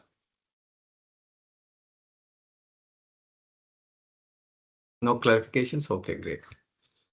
Then we'll venture into the lecture. Okay, so we completed session 5 related materials last time, right? Now today, let's go into session 6, fact analysis and reliability analysis. So you'll understand the importance because I'm going to teach you how you could check to do a fact analysis, as well as based on that how to check the construct validity, as well as I'll be teaching you how to check the reliability as well. Right. So let's first understand how you can perform a fact analysis by using a simple example. All right. Okay. So let me share my screen with you. Okay. I hope you can see my screen.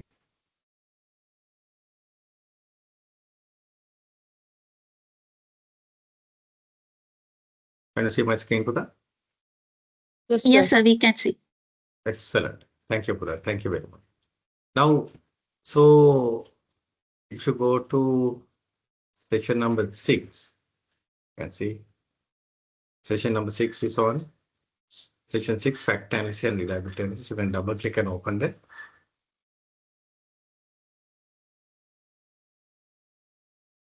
So we'll see what's fact analysis and how we can apply particularly to research. To research, how we can apply fact analysis. So fact analysis is a topic that you discussed even when you were doing your O-levels, right? When you were doing your O-levels about 20 years back, isn't it? You should have studied what's fact analysis. So you are correct. We studied fact analysis, but not 20 years back. 20 years back, you were about 2 years old or 1 year old. Okay. Maybe I had done my O-levels 20 years back. Right, that's true. But again, for you, maybe 5 or 6 years back, I don't know. You might have done your O-levels. In your O-levels, you studied this. So let me remind you, it's a simple concept. Right. Okay, let me take this basic example. Right, let me take this basic example. Try to take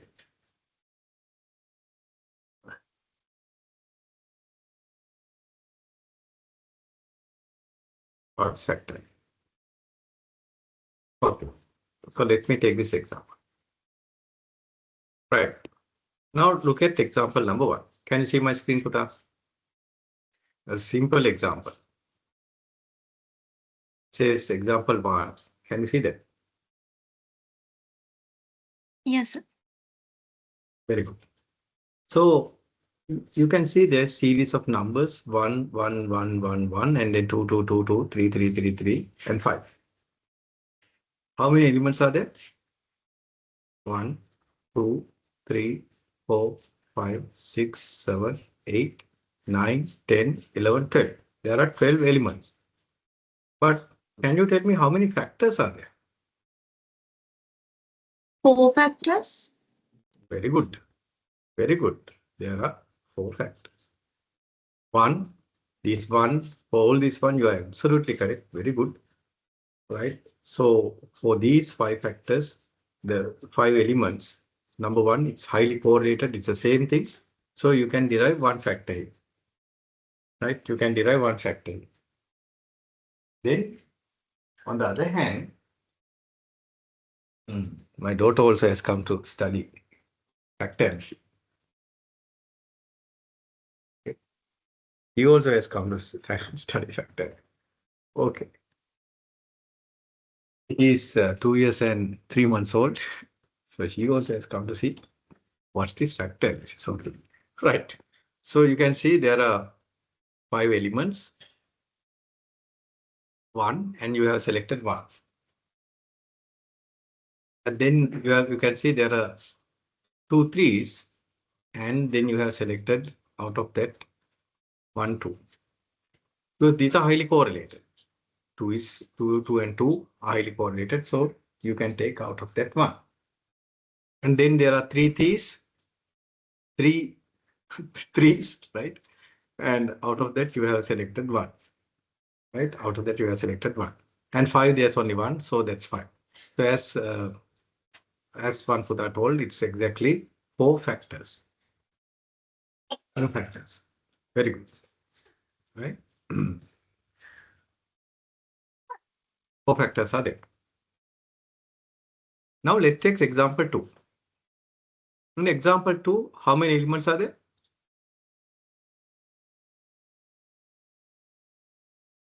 How many elements are there? 9 elements are there. Very good. 9 elements are there. But in fact, how many factors are there? Elements name factors ki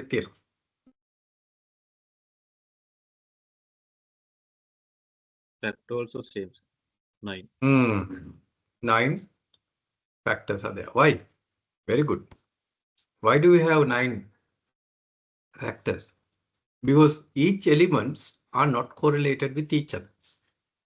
So in that case, the elements becomes the factors. The factors becomes the elements. So likewise, yes, yes, yes, Puta, do you have a question? I think one student's microphone inadvertently got unmuted, but okay, no problem. Right now you can see the difference between the first example and the second example. To get factors, it has to be correlated. So actually in factor is what you see. What happens? Now here there were 12 elements. It reduced to 4 factors. That's what happens. So in factor analysis, why perform factor analysis? One of the reasons is to reduce data. 12 elements reduced to 4 factors. The second example, it was not reduced, unfortunately, because there were no common elements. Right? Common elements were there, not there. So therefore, we could not get any factors. Okay. So the next one, for research purposes, why factor analysis is so important is because we can check the construct validity of a variable. Construct validity of a variable. I'm going to teach you what's construct validity and how the data is reduced by using a simple example. Right? By using a simple example, that's what I'm going to teach you. Okay, let me teach you for that. Right? Let's go back. Right? Let's go back to our data we downloaded. And please go to session 2 survey for ED files. Right? Please open session 2 survey for ED files.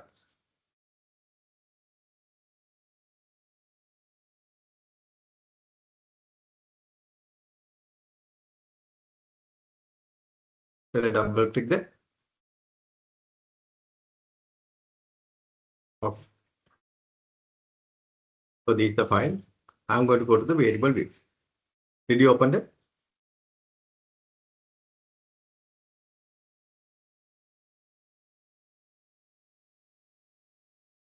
Okay. So in this file, you will see that there are these questions as question number 44 to question number 14. What are these questions? Now let me introduce those questions to you. So I'm going to skip certain slides and I'm going to go to a particular scale. I'll come to this later, right? Here's the scale that Is there? Now, this is called the life satisfaction scale. This is called the life satisfaction scale. Okay.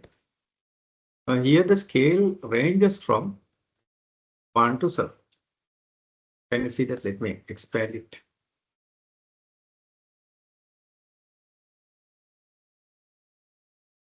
Let me expand it a little bit. Okay. Can you see that? This is called the life satisfaction scale. All these questions are asking about life satisfaction. Right? All these questions are asking the life satisfaction. So you can see number 1 is highly disagree. Always attribute to number 1 something not good. Highly disagree. Always attribute to number 7 or number 5. In your case, it might be number 5. Right? Based on the questionnaire that you are using, it might be 1 to 5, 1 to 7, 1 to 10. Likewise, it might depend. So use the scale that you have got. Here it's 1 to 7. Now, all these questions are asking about life satisfaction. All are asking life satisfaction. Now, let's look at the 5 sub-questions. Each person is asked to, right? Each person is asked to report on these 5 questions. Indicate the answers for 5 questions. 1.1. In most ways, my life is close to my ideal. So, if my life is close to my ideal, then I would say I am a very happy person. 1.2. The condition of my life are excellent. Again, if that's the case, I am very satisfied with my life, isn't it? Then 1.3 directly asks, I am satisfied with my life. Then 1.4, so far I have gotten the important things I want in my life. Then 1.5, if I could live my life over, I would change almost nothing. Right? Let's say now I'm, let's say 45. If I want to go back and live my life, again, if I want to go to 20s and if I want to change, I will change almost nothing. That means I am a satisfied person. In fact, to be very honest, I am in that position. I don't want again to change anything in my life. I am very satisfied with my life. Right? Because it's an attitude that you can have. Yeah, I have not got a lot of things in my life, but for the things that I have, I'm happy. Okay, right. Now my question is this. Now, for the same life satisfaction, why do you need to ask 5 questions? The question is, why do you need to ask 5 questions?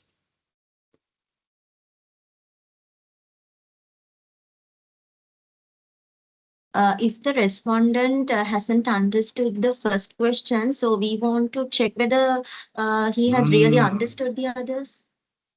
Excellent, excellent, excellent, excellent. That's the exact answer. Very good.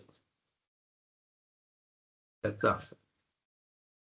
Suppose, as you very correctly told, Puta, if you had not answered, let's say, if you had not understood some question, right? If you have not understood some question, right? If you have not understood certain questions, then you will be able to, right? Then you will be able to indicate. Say, for an example, if you have not understood question number 2 and only understood question number 1, if you have misunderstood question number 2, then if you had only one question and it was only question number 2, then nothing you could do. Right? So that's what I am really, I would like to see that there are some backup questions, isn't it? එකක් විතරක් නම් තිබුණේ එක question එකක් නම් විතරක් තිබුණේ if you had only one question, as you told very correctly. So if you had only one question and if it is misunderstood, then because these are perception based questions. Now it's not like gender. Gender ke kisi prashnayak nahi. In gender there is no any problem. But here you can see these are perception based questions. In a Likert scale, you ask about the perception. You ask in the perception. So there you can see that you might not sometimes see the proper Likert scale. You might not sometimes understand the question in the Likert scale. That's why having backup questions is very important. So it's recommended to have at least 3 questions on one variable. Now, early in Karunasena's groups that put us groups questionnaire, you saw for one variable there were at least 5 questions. Right? That's the reason because of that. Right? So one variable, but 5 questions. Then finally, you will be creating the variables either by taking the total of these 5 questions. Isolation variable either by taking the total, right? Or you can take the average. If you take the average, you can take the average. Let's call it average. Usually you take the average as well. So we'll call it average.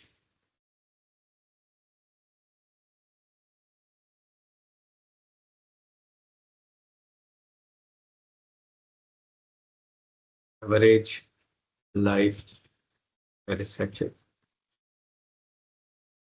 So you can take the average of these, right? Ones, then it's going to be 1. 5 divided by 5 is 1. Then here the average is 4. And here the average is 7. So you can either take the average value or you can take the total value. But I recommend taking the average value to create the variable phi. Right? Okay. That's something else. Now I'm going to ask you an important question. Please think very well and give me an answer. Right? Now there are 5 sub-questions. Am I correct? There are 5 sub-questions. My question to you is, yes, there are 5 elements. But how many factors are there? Questions පහක් තිබුණාට factors කීයද තියෙන්නේ?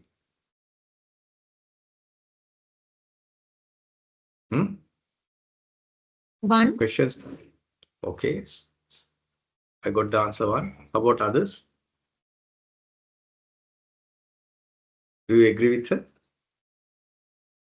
She says 1 factor. There are 5 questions and there is 1 factor.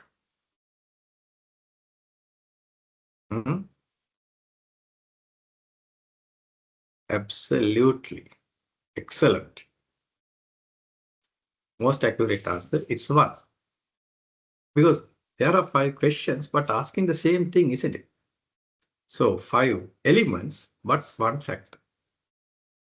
So therefore, in a questionnaire, you have to, for Likert, now don't do this for gender-based questions. Gender ke Likert nahi, gender ke ahanne nahi, 1 to 7 Likert scale එක gender එක මොකක්ද කියලා අහන්න. You don't ask for gender in a 1 to 7 Likert scale. Right?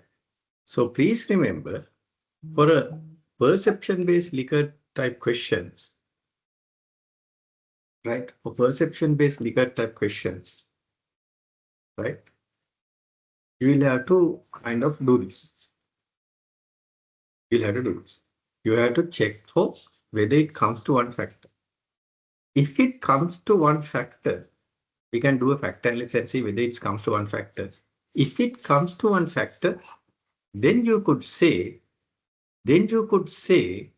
there is something called construct value. Right now you have 5 questions. And if these 5 questions load into 1 factor, we could call this construct validity. Construct means the variable. We say the variable is valid. The questions are valid. Right? So construct validity is there. Variable is valid. But we take these 5 sub-questions and run a factor analysis. And if we check the factor, if we see the factor, if we do a factor analysis, and if it loads to 1 factor, then we call it these questions have construct validity. Likewise, for each variable, now this is life satisfaction.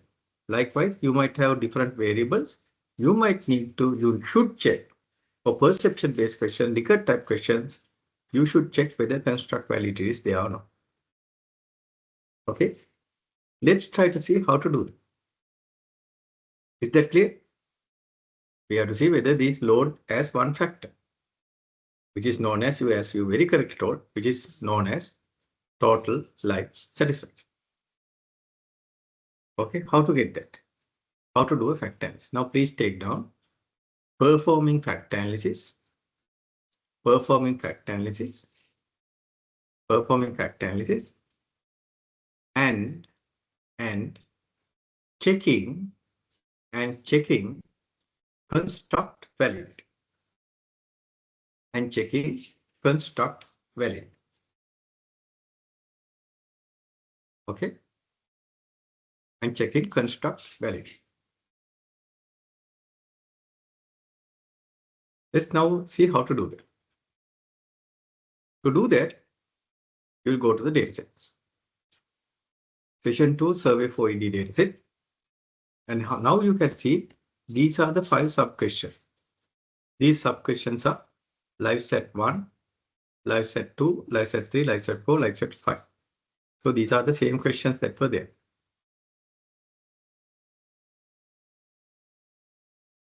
1 to 5. 5 it's there. 1 to 5 it's there. And now we are going to see whether these have the construct values. So if you run a factor analysis, this should be loaded as one factor. And then you can see there are 2 other, now after that, after those 5 questions, stress related questions are there. Can you see this? PHS1, PHS2, PHS3, likewise stress related questions are there. That's not life satisfaction. That's about stress. Now again, if I go to the data, so you can see these are, now the first person has indicated 5, and he has indicated, he or she has indicated 2. For the second question, number 5, likewise, you can see consistently it's kind of responded for the 5 sub-questions. Likewise, each person has given their responses for these 5 sub-questions, live set 1 to live set 5. Now, what we are trying to see is, number 1, to check the construct validity. We would say construct validity is there if these 5 questions load as one factor. Now, that's what I'm going to tell you, show you how we could check this. It's very easy. Right now, please take down the steps. You go to analyze. Then you go to dimension reduction, because in factor analysis, you reduce the dimensions. That's what we call data reduction. Earlier, you saw 12 elements came into 4 factors. Likewise, this dimension reduction. And then you go to factor. Even the icon of this factor analysis, you can see there are 3 elements coming into 1 factor. Even the icon used for the factor analysis is also quite, interesting. You click on factor. And then what you need to do is, you need to select those 5 sub-questions. So how can we do that? You go a little bit down, down, down, down, down, down, down. Here you can see live set 1. We have put that over here. 2, you can put it over here. 3, you can put it over here. 4, you can put it over here. And 5, you can put it over here. 1 to 5. Right? First step is that. Put all the relevant variables, the sub-variables or the sub-questions of a particular variable into under variables. These are all life satisfaction related variables. Then go to descriptives. Can you see a descriptives? Go to descriptives. Then please select coefficients, significant levels, and KMO Bartlett test for specificity. Already initial solution is selected. Already the initial solution is selected. Then you have coefficients, significant levels, and KMO Bartlett test for specificity. You have those. Right?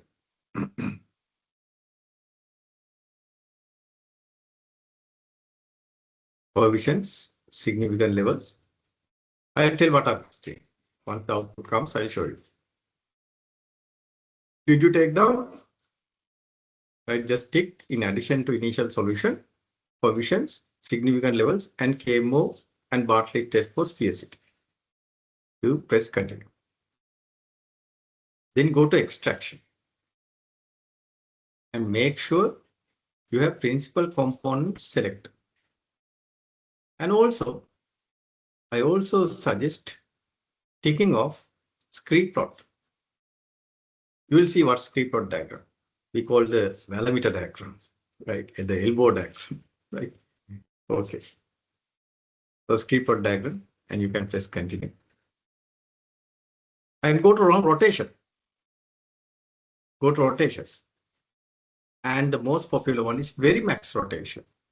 So please choose very max rotation. Very max rotation, please choose.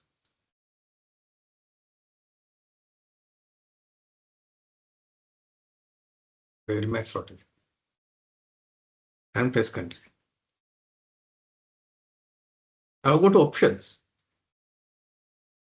Now go to options. And please choose sort by size. And then please choose suppress small coefficients less than, it says 0.10. Please make it 0.40. Continue.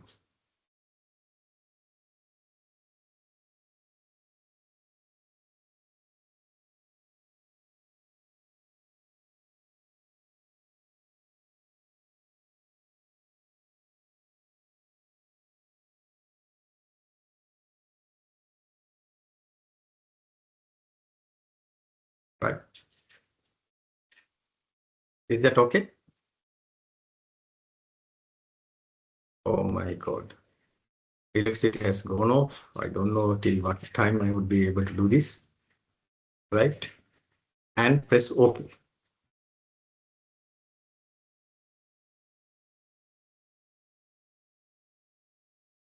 Please hold on. Let me check whether the trip is off.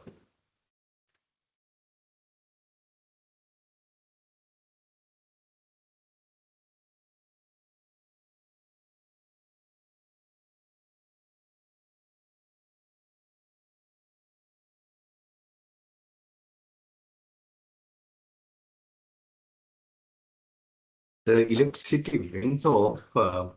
We will try our level best, to see whether how far we could do this, right? Because my battery could stay for a limited amount of time. The electricity went off, right? Okay, but never mind. What I will do is I will save this file. Right, I'll save that file on the desktop and I'll share that with you in WhatsApp. So in that case, someone can share the screen, then I will log in from my my phone and I'll explain the output. Okay. Let's save output one and immediately share that with you. So I'll share with our two good students.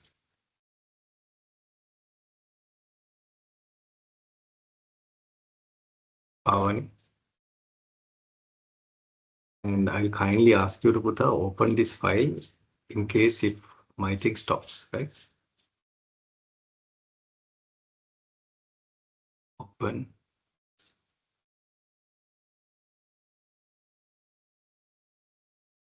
And also I will share it with Nulu. And in case if you are not using a computer, you can share with someone else who is using a computer and ask them to share. Because I don't know till what time there is my computer could stand. And then, but I can ask you to, Pavaniputta, are you using a computer with SPSS? Yes, I am. Excellent. Putta, I just WhatsApp you the file. You can keep it open in your, you can just go to your output file and you can go to file and you can go to open and you can open the output. Then this particular output will open. right? In case my electricity goes off, I will log in using my phone and let me continue the discussion. Okay, what to do? So it's very, so I'm living in Bharagam area, it's very rare to have this kind of a situation. But again, let's try to manage. Right? Okay. So then I will ask Pavani or Mulu to help me while I log in from my phone. Right?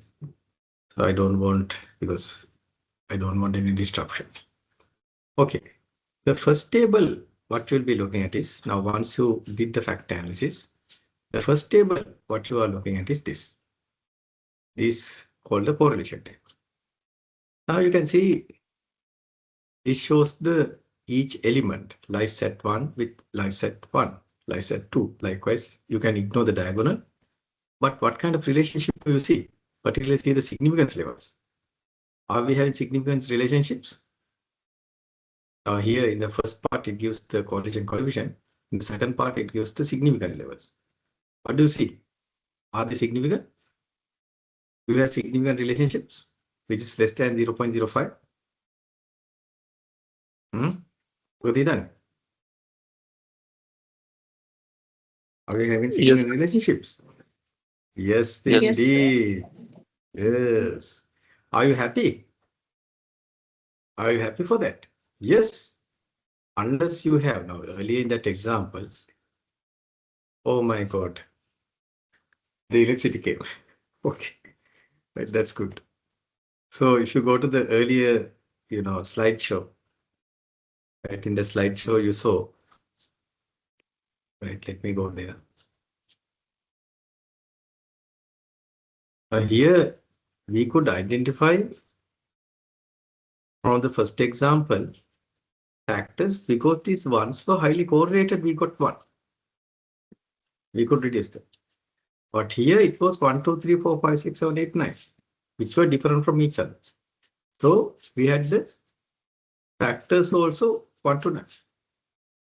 Likewise, to have factors, the items needs to be highly correlated. Right? The items needs to be highly correlated. That's what you see here. So these items, each item, now these life set 1, 2, 3, 4, 5, these items are highly correlated with each other. So you can see all items are having less than 0.05 significance. So we can say that's a good sign. That's a good sign, because if there is uncorrelated items, that means it might show that there is no factors, as was in the second example. 1, 2, 3, 4, 5, 6, 7, 8, 9. So they were different from each other. So you had 9 factors, 9 elements, 9 factors. So this is a good sign. You should be very happy to see this. Then second one is, the second table is this KMO table. KMO stands for Kaiser, Meyer, and Oakland measure. So this value is 0.848. 0.848. So if this value is closer to 1, it's good. Right? You can make a note out of that. If the KMO value is closer to 1, it's good.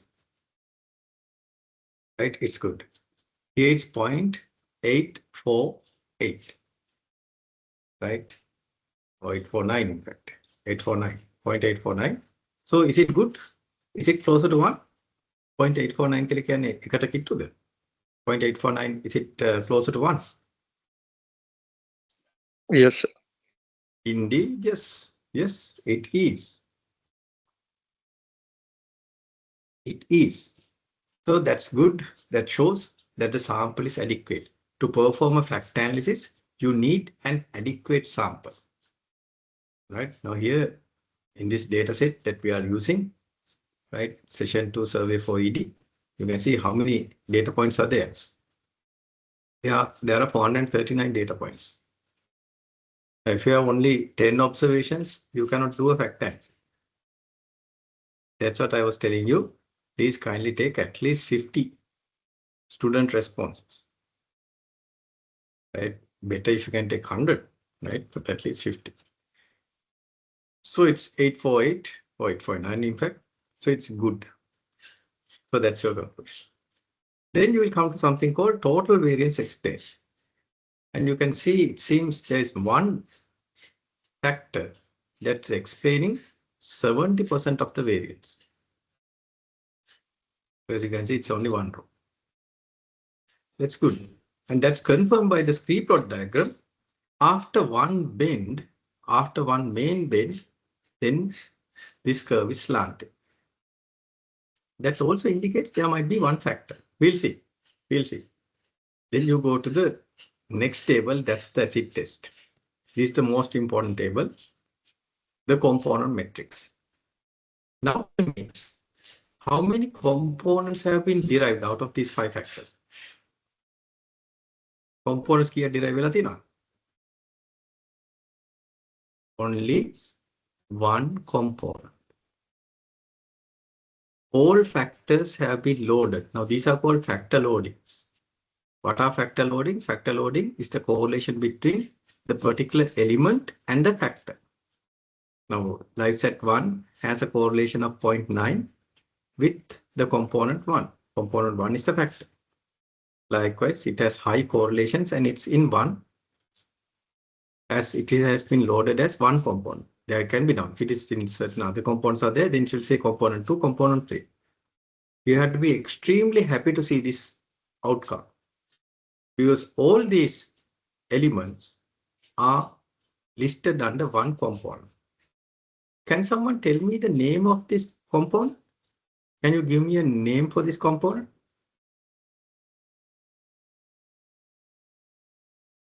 Can you give me a name for this component? A component namak denna puluwan.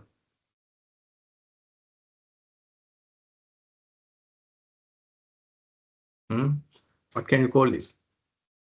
Total life satisfaction. Excellent. Total life satisfaction. Right? These all variables, all elements are directing towards that variable, but it's total life satisfaction. And in fact, there's nothing to rotate because sometimes if there are several components, it will rotate it and give the rotated solution. But it says since only one factor is there, nothing to rotate. Right? So the factor loadings have come under one component. So based on this, you will conclude there's construct validity for these 5 questions. Right? You could take down conclusion since the component matrix, please take down, since the component matrix indicates one component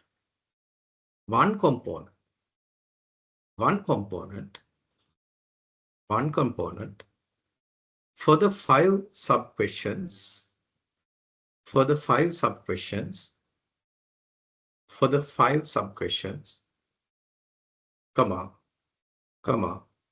it is concluded that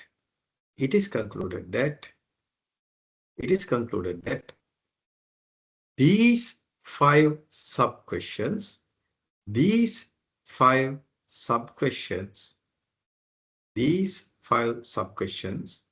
on total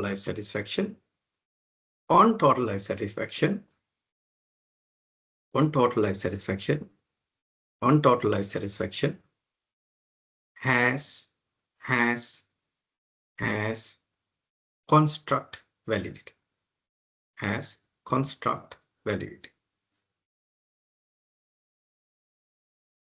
Full stop. Since this came as one component, there's construct validity. Right? Now, shall we do a small experiment?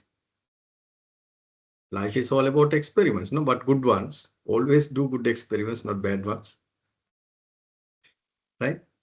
Now, let me go back to session 4 ED. Now, these are life satisfaction questions. Now, shall we put 2 stress-related questions? Right? factorize I'm going to do a factorisis. I'm going to take these 5 sub-questions and take 2 sub-questions. PSS1 and PSS2. PSS1 and PSS2. Just for an example, right? For testing. Experiment unrelated questions. Factors kiyak in order. 7 elements are there. How many factors should come?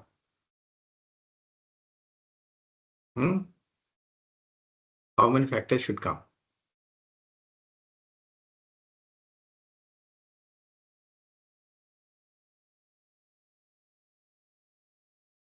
How many factors? 2 factors. What are the 2 factors? Life satisfaction and stress. Okay, let's do. Let's go to analyze. Let's go back to dimension reduction and let's go to factor. And these 5 are there now. 1, 2, 3, 4, 5. Good. And now let me put some 2 stress related questions. PSS1 and PSS2.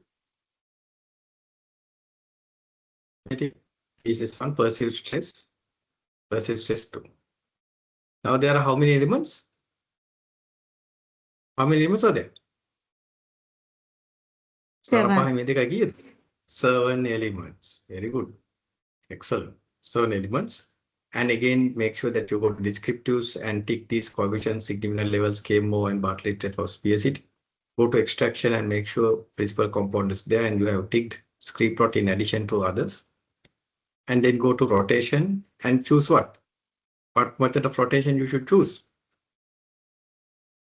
Verimax rotation, isn't it? Verimax rotation. And then, then go to options and make sure you sort by size and suppress small coefficient less than 0.40. Continue. And you press OK. What does it show? It shows the correlation matrix. What it shows? PSS1 and PSS2 has what kind of a relationship with other elements?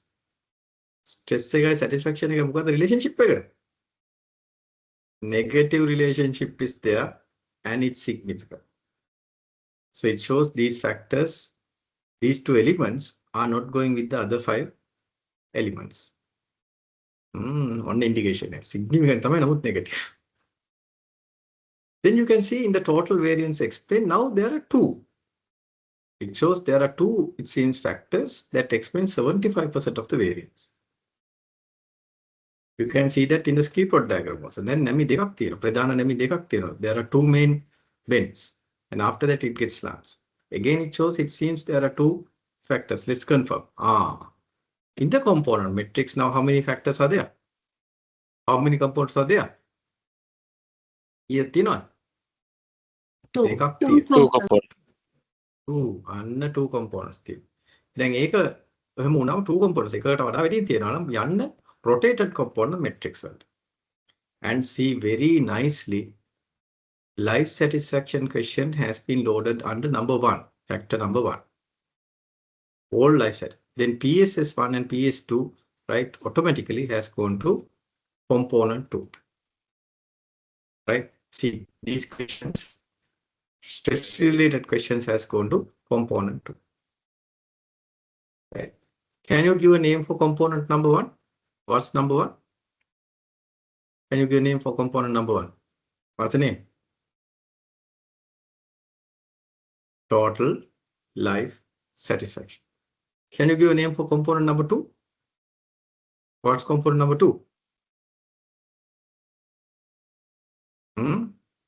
Stress. PSS1 and PSS2 are stress related questions. This is an experiment I did, right? I took 2 variables. I took some other unrelated questions and put into the life satisfaction 5 questions. And you saw SPSS very clearly divided them into 2 components. SPSS cannot tell the name. It could say only component 1 and component 2. We have to use our brain and we have to label what's component 1. It's life satisfaction. Component 2 is stress. So I did an additional experiment and also showed you how to check the construct validity. right? Is that clear? Clear? This is how you do a fact analysis and ensure that there's construct validity. Now I'm going to give you a small exercise, right? You do it and tell me, right? Now let's go to survey for you and let's take only the stress related questions. So how many questions are there? PSS 1, PSS 2, likewise up to PSS 10, there are stress related questions. Right, again in a Likert scale they have measured, and now for the life satisfaction they have 5 questions. Now for stress there are 10 questions. My question to you is, my requirement to you is, please do a fact analysis using PSS 1 to PSS 10 and tell me whether that variable has construct validity. I'm going to give you 5 minutes for that. I'm going to give you 5 minutes. Can you do that and tell me?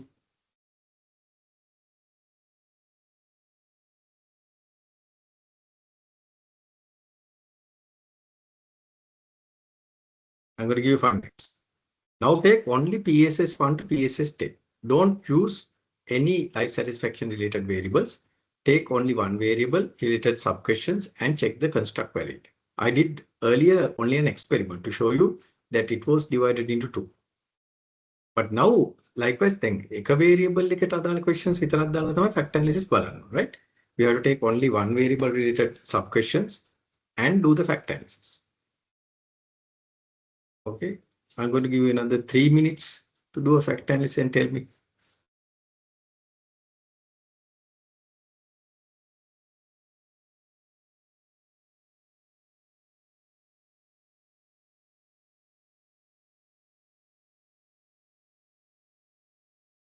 Tell me whether there's construct validity.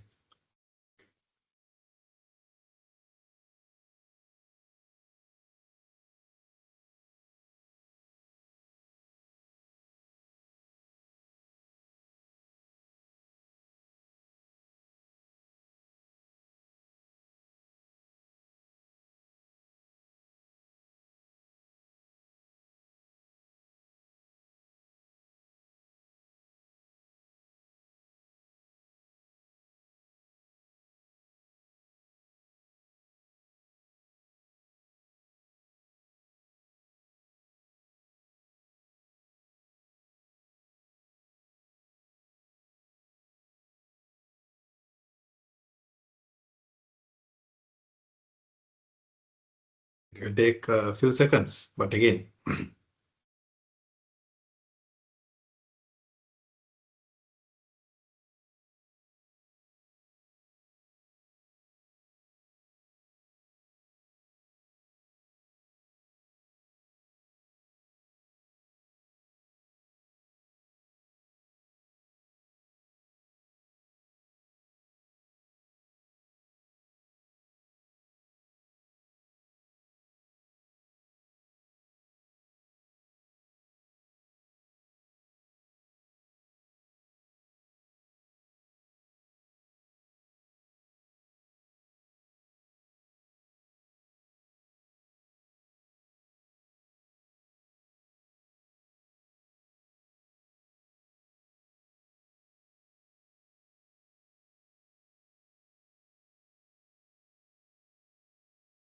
what do you see there?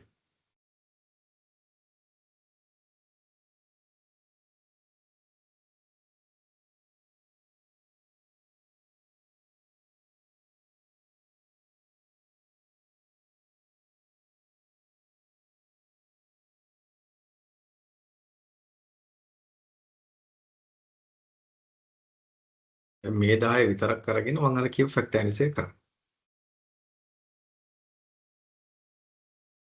Anyone got any answers? Time is up.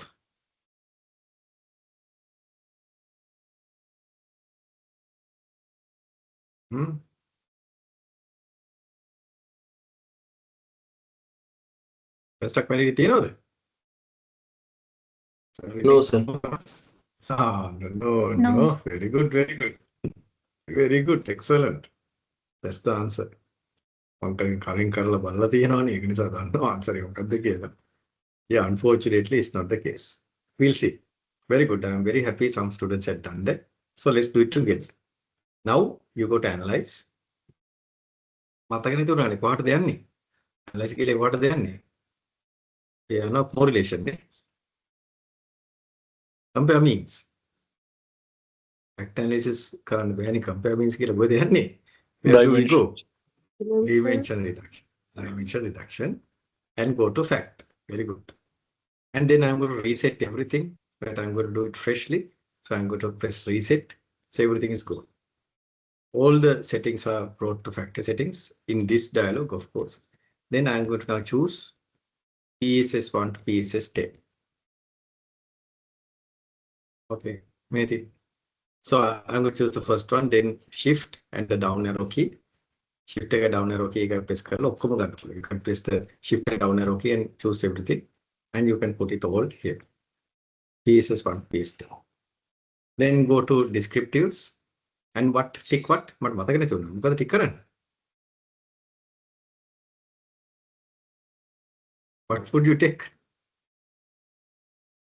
Coefficients, significant level, KMO. and KMO and Bartlett rate for PSAT. You press continue. You go to extraction and you make sure that principal component is there. There are other methods also, but principal component is the main method. And you also tick screen plot. Continue. Then you go to rotation and you select what? What rotation? Very max. Very max. Very max rotation. Excellent. Very max rotation. You press continue.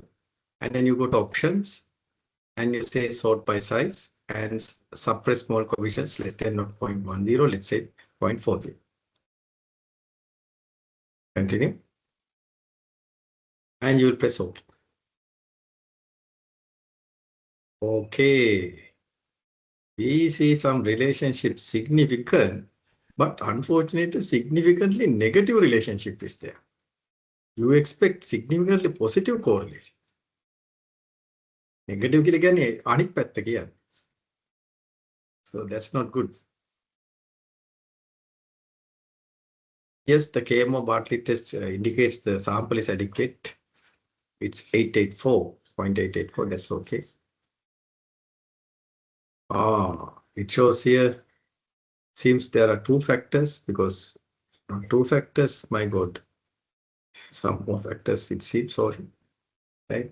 So it's not in one line. So at least if one component is showing 70% off, above, that's good.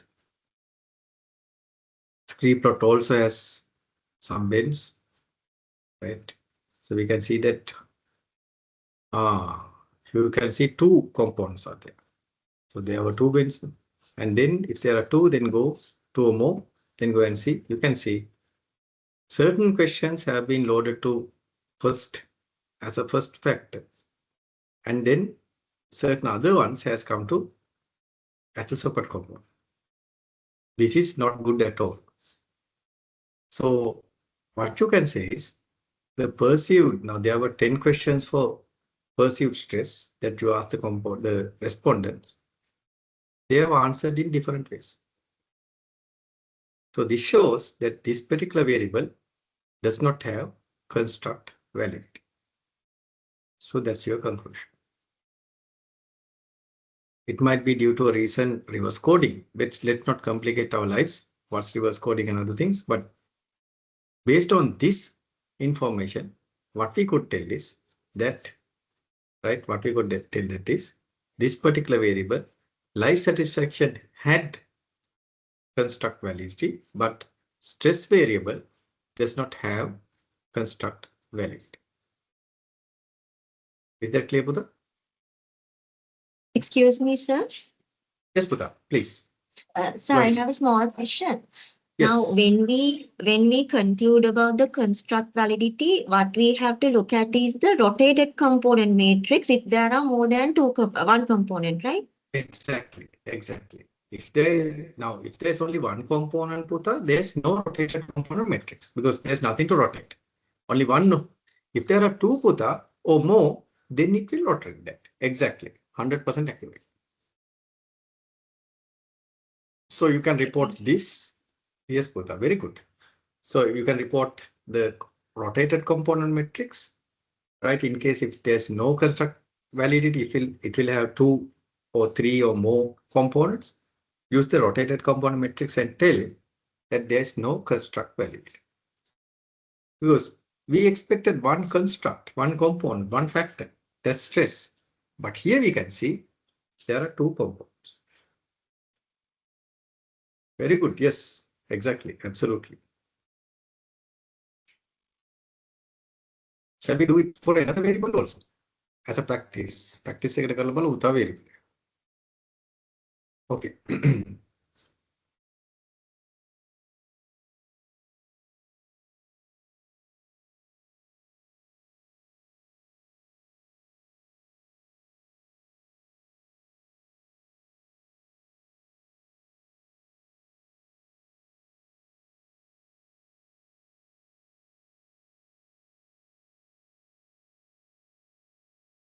Okay. Right. Now we have optimism. We have this OP stands for the optimism scale. Here you can see 6 questions are there for optimism. Whether the person is optimistic or not, there are 6 questions. Can you check the construct validity of them? 6 questions. OP1 to OP6. Can you tell me kindly whether construct validity is there?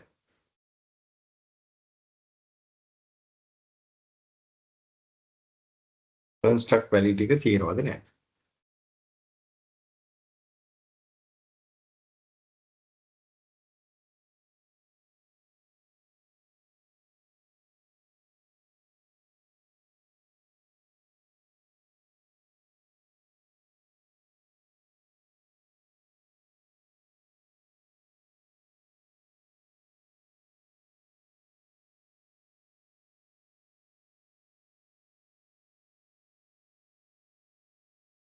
Do we have construct validity? No.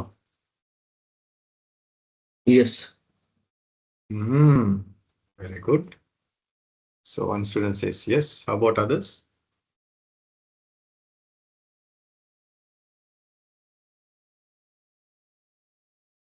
There are 47 students here, and I would like to see what others are also having.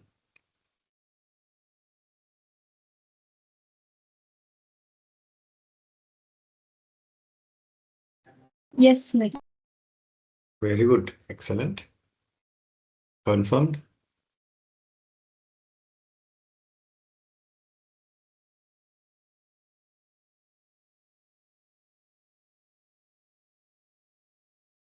Right. Very good. So let's check. So you go again, analyze. So dimension reduction, factor.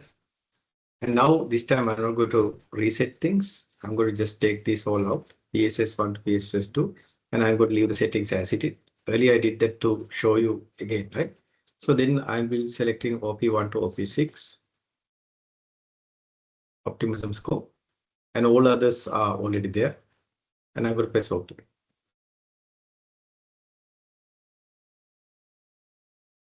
So yes, it seems, negative relationships are also there. Let's see. But again, negative relationships. Curious to understand.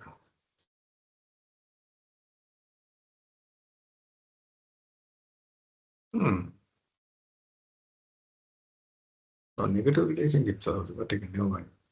But still it has been one factor it seems is there. Yes, after one bend, right, others. And yes, you can see it has been loaded as 1. But the problem is, you can see it's loaded as number 1, but again, some are having strong negative relationships. Some are having strong negative relationships. That's a problem. So probably these questions might be reverse. That means now, for an example, you can ask the same question in a negative way. No? Maybe probably these are reverse coded. Right? Don't worry about that. But here we have to look at the original questions. Here it's only OP1 and OP6, right? So we might need to see that, but because here we can see negative signs are there for certain variables. We might need to see why is that. Little bit of problem, but again, yes, it seems reverse coding has taken place. And we might need to do a reverse coding, but again, we need to investigate in this case. What has gone wrong? A little bit, something is not correct. Yes, there are negative signs over it. Okay. Original questions. So you have to look at the original questions and see what are these questions and from where these questions has been taken, and likewise. So they might have given the original question here.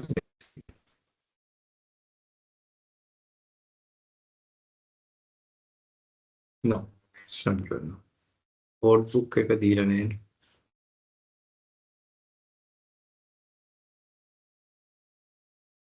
So I'm using this particular textbook, which I'll share with you as well. We'll try to see whether in the textbook the question is given. So let me check that.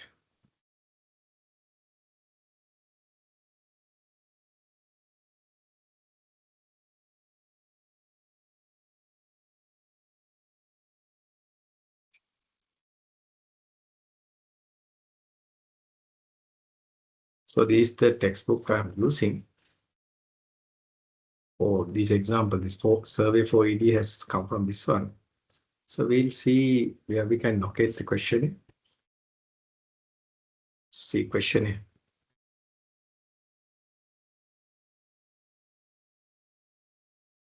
Question. Maybe part of the question that was part in therapy. Survey for ED is that.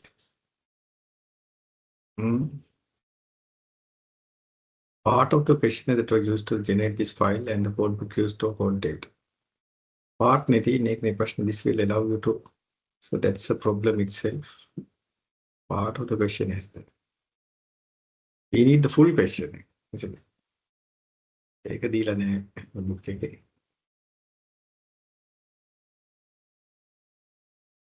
So what we can do is they have given a companion website. We'll go to this website.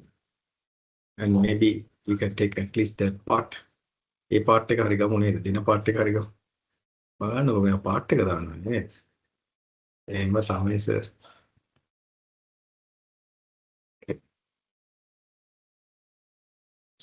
SESS survival manual. This is the 6th edition.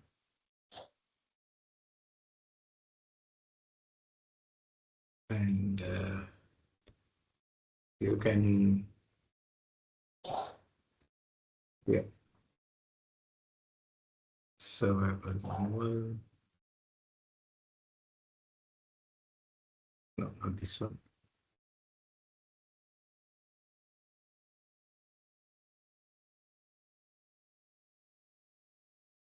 So we have to go to the companion website. Companion website is where? Yeah, this is the companion. Okay, let's see. Right. Here, this is the website of this particular book. Data files are there. Data files, answer, everything is there. For students, for instructors. Then data files. Let's go to data files. Maybe survey. That's what we are using. Maybe PDF of the question and code book used for the survey. So I'm going to download it. Full question. Very good. Maybe full question. So let's go and see what has happened to that particular download. So let's see what has happened to this optimism scale. Negatively quoted when known. That's what I think. In a full question. This is what has been given to the respondent. So instructions have been given, the cover letter there. So don't use the term sex, never use that. Use gender. Sex is something else. Okay. And then you have, this is one scale. So let's see the optimism scale.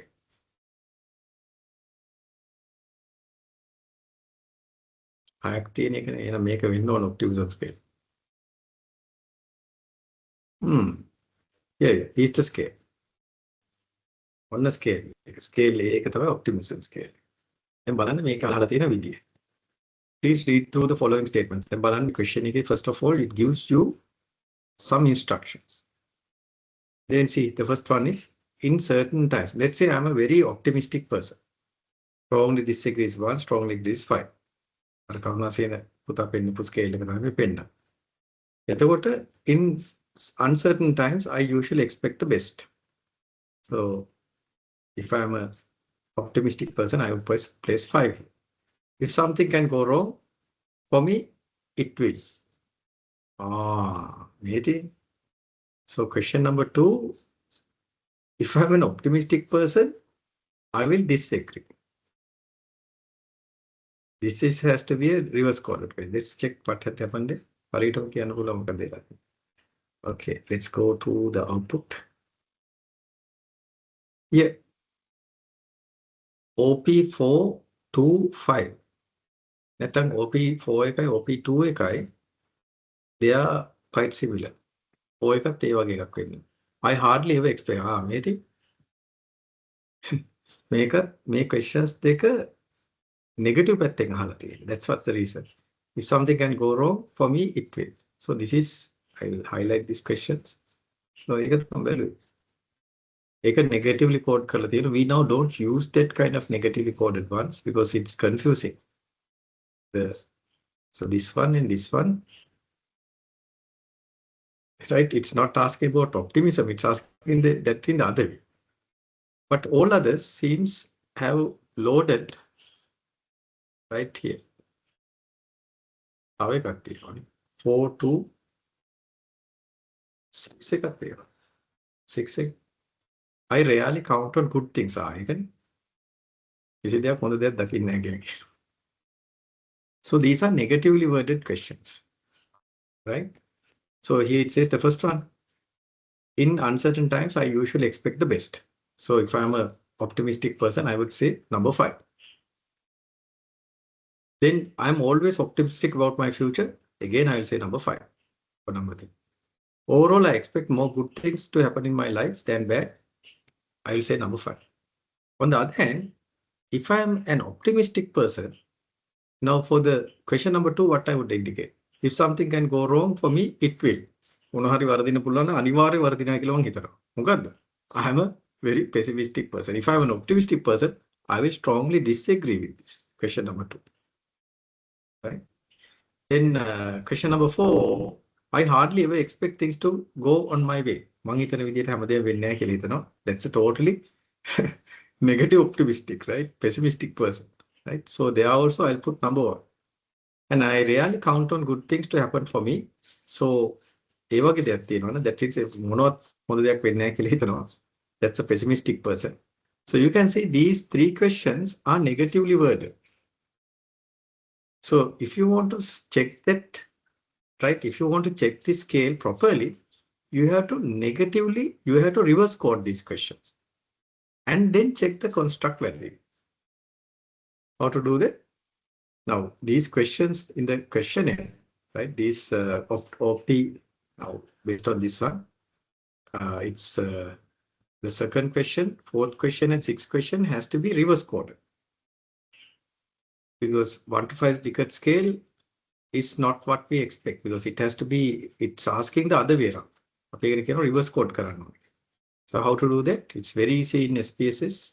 You go to transform, you go to reverse code, recode into different variable. Right, what I did, I went to transform, recode into different variables. Then I'll take those questions that I need to reverse code because these are asked in the other way. Number 2, OP2, then OP4, P4, then OP6. These all should be reverse coded. So this one I'll say, the first one I'll say, okay, OP2, I'll say reverse, R, underscore R. I'll change it. Here I'll say OP4. අනිත් පැත්තට යහට දෙන්න. එතකොට ඒක reverse code කරලා තමයි අපි බලන්න වෙන්නේ. We have to do the fact analysis. OP4, I'll say R, reverse code. I'll change it. Then OP5, this also needs to be reverse coded. OP5, I'll say underscore reverse code. I'll change it. So that's now the thing. Now what I'm going to do is, again, remember these 1 to 6, so 1 to 5 Likert scale. So what I'm going to do is now reverse code it. This is how I'm going to reverse code it. Old and new values, I'll go to old and new values. And now I'm going to put it other way around. Parana value ekana, if the old value was 1, I'll make 5. Right, I'll make it 5. 1 to 5 Likert scale. The old value 1 should be 5. If the old value is number 2, what should be the new value? 4. If the old value was 3, the new value also should be 3. Why? Because it's the neutral value. If the old value was 4, you should make the new value 2. You are reversing the code, right? Then if the old value was 5, you should make the reverse code number 1. So you reverse code that. 1 should be 5, 2 should be 4, 3 should be 3, 4 should be 2, and 5 should be 1. And you press continue. And now you are going to create new 3 variables that are reverse coded. Right? I'm going to press OK. And yes, now if you go and see the data set at the bottom, you will see now 3 new variables have come. OP2. Now these are reverse coded. Because these questions are asking negative. So I'm going to take these questions to the top one.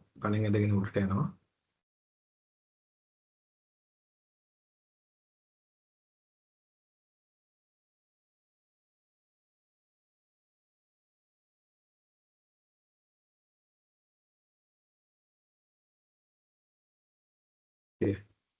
I'm going to put it over here. Then I'm going to take this one, OP2, reverse coded one, just below this. And I'm going to put OP4 just below the original question. Then OP6, it's already there. It should be OP5, it should be OP6, isn't it?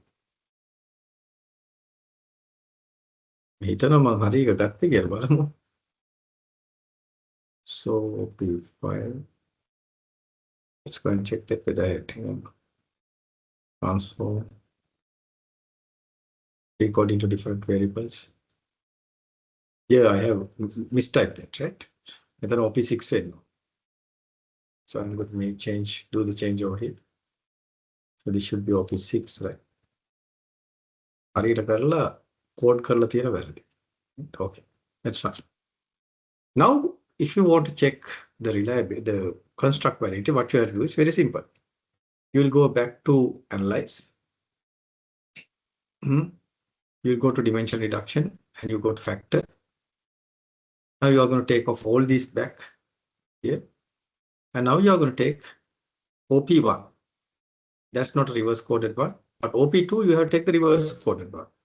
Because the other one is asked in the other way. අනිත් පැත්තට අහලා තියෙන. ඒතකොට අනිත් පැත්ත ආපු question මම reverse code කරා. ඒතකොට මෙතන ගන්නවා reverse code කරා. Then OP3. OP4 also reverse coded. Then OP6. Also OP5 first of all. And OP6. 1, 2, 3, 4, 5, 6. So these are reverse coded because the question was asked in the other way. අනිත් පැත්තට අහලා තියෙන. ඒතකොට ඒක හරි පැත්තට reverse code කරලා තමයි you have to do the fact analysis. Right? Okay. So I hope the others are there. Yes, they are there. And now I'm going to press OK. So that's called reverse coding. Now it's positive. See, everything is positive and signal. Part list test is okay. And you can see there's one factor indeed. And here now, everything is positive. That's called a reverse coding process. If you did not understand that reverse coding thing, don't worry, right? That's advanced kind of analytics for the students who are really interested. I just taught you. In case if you get an outcome like this, whether when there is coming under one component and there are negative signs, then check this video again when you are doing your group assignment. Group assignment එක කරද්දී ඒ වගේ negative sign එනවනම් under one component, then check this come back to this video again and check that. Right? That's called, we have to ensure the reverse, we have to reverse code that. Positively අහලා නැහැ. Negatively අහලා තියෙනවා. Right? That's so you have to reverse code it. I even taught you how to reverse code it, and then to check to do the fact analysis and check the construct validity. Okay, so that's an advanced analysis. Maybe in the stress one also that might have been the case, but in the stress I don't think it's the case because it did not come as one factor. Plus or minus, it should have come as one factor. No, it was not the case. So stress scale seems having a problem. Right? So for the benefit of my good students, I will send you the entire questionnaire also, which I just downloaded now. And also, why not I'll send you the entire book. Samasta potama ewannan ඔයාලට. ආයෙත් තියන් ඉන්න ඕනේ නැහැ කිසි දෙයක්. We don't need to keep anything. Right?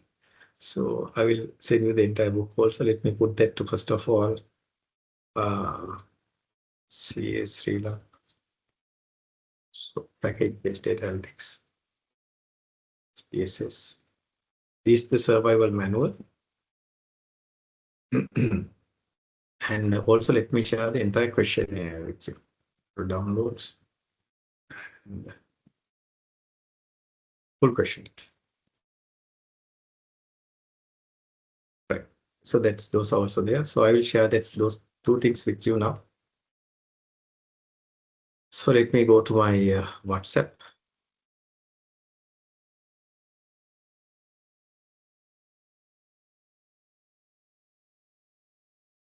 So I'm getting please calls. Okay. Can't call. I am in a lecture. Okay. Right. Then we'll go to on. Right. And send you the document and then we will. So I'm going to send you two documents for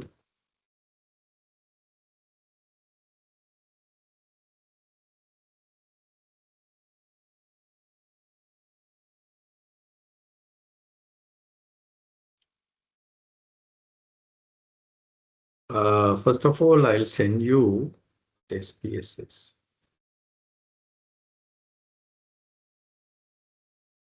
I'll send you the entire book.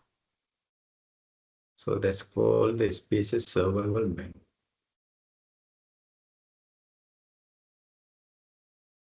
Six. Right. And then I'll also send you the question. If you're interested, please read this book. A very practical book, and I'm using examples from this book.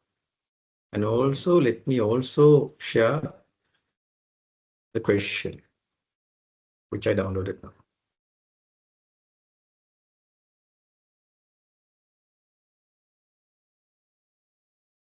This is the full question.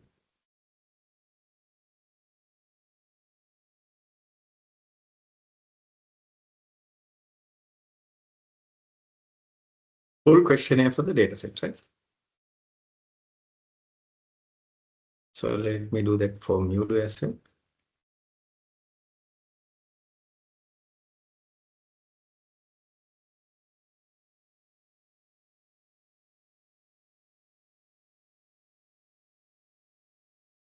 So first the spaces manual.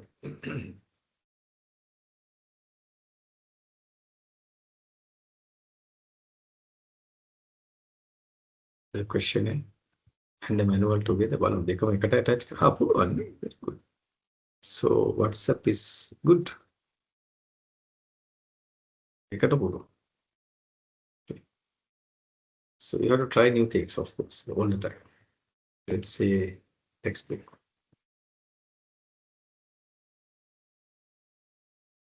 Question.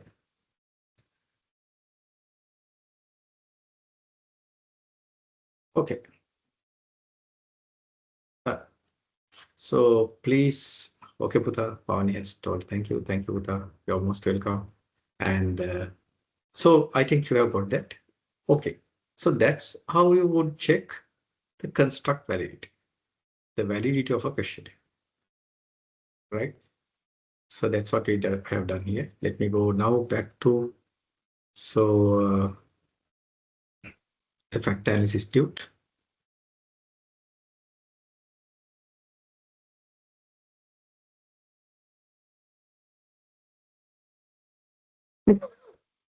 Right. Okay. Now I directly went, I explained these things already, right? So I taught you how to check the validity. Construct validity. Now for each of your variables in your research study, right? Please check this. But don't do construct validity checking or reliability checking. Now I'm going to teach you next the reliability checking. Don't do any reliability checking or value checking for gender variable, because gender is only one question. You ask what's your gender, male, female. You do construct validity checking as well as reliability checking only for what kind of variables? Only for Likert type perception based questions. That also should have at least 3 sub questions. At least 3 sub questions. Now optimism scale had 6 sub questions. You saw that, right? Yeah, optimism scale had 6 sub questions, but 3 were reverse coded. Then life satisfaction scale has 5 sub questions. So make a life satisfaction here, I think. Yeah, is life satisfaction. But here the best thing is in life satisfaction, all were asking in one side. We need not reverse code that. But stress related test 10 questions were not working well. Make the stress ratio.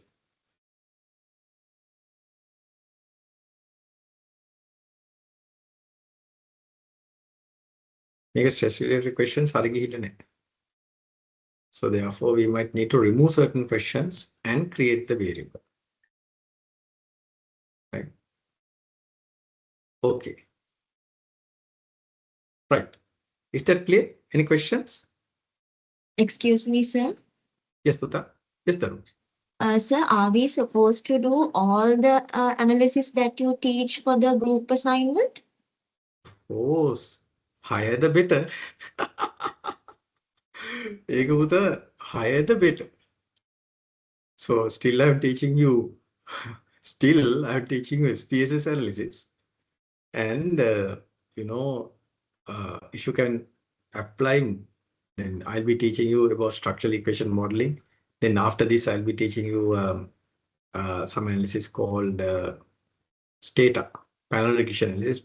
I think you can't apply that for your research because no one is going to use panel data. But on the other hand, there's another analysis that I will teach you called structural equation model. Maybe you can use that or maybe not. So likewise, Putha, the answer for your question is higher the better. පුළුවන් තරම් analysis use කරන එක තමයි හොඳ. So හොඳ question එකක් ඇහුවේ. මම දැන් පුතා පොඩි දෙයක් කියනවා. So I'm going to tell you that how you can do your analysis. Then group project එකට අදාළව analysis එක කරන්නේ කොහොමද? Start with this. Start checking the construct validity and the reliability of the variables. That's number 1.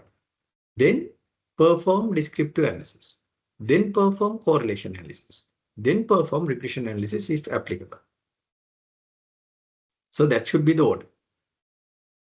All right. පුතා අපේ හොඳ question එකක්. Reliability validity check කරලා තමයි variables create කරන්න. But then I'll show you how to create the variables after this. Right? There are two ways that you can create the variables, and I'll teach you one way.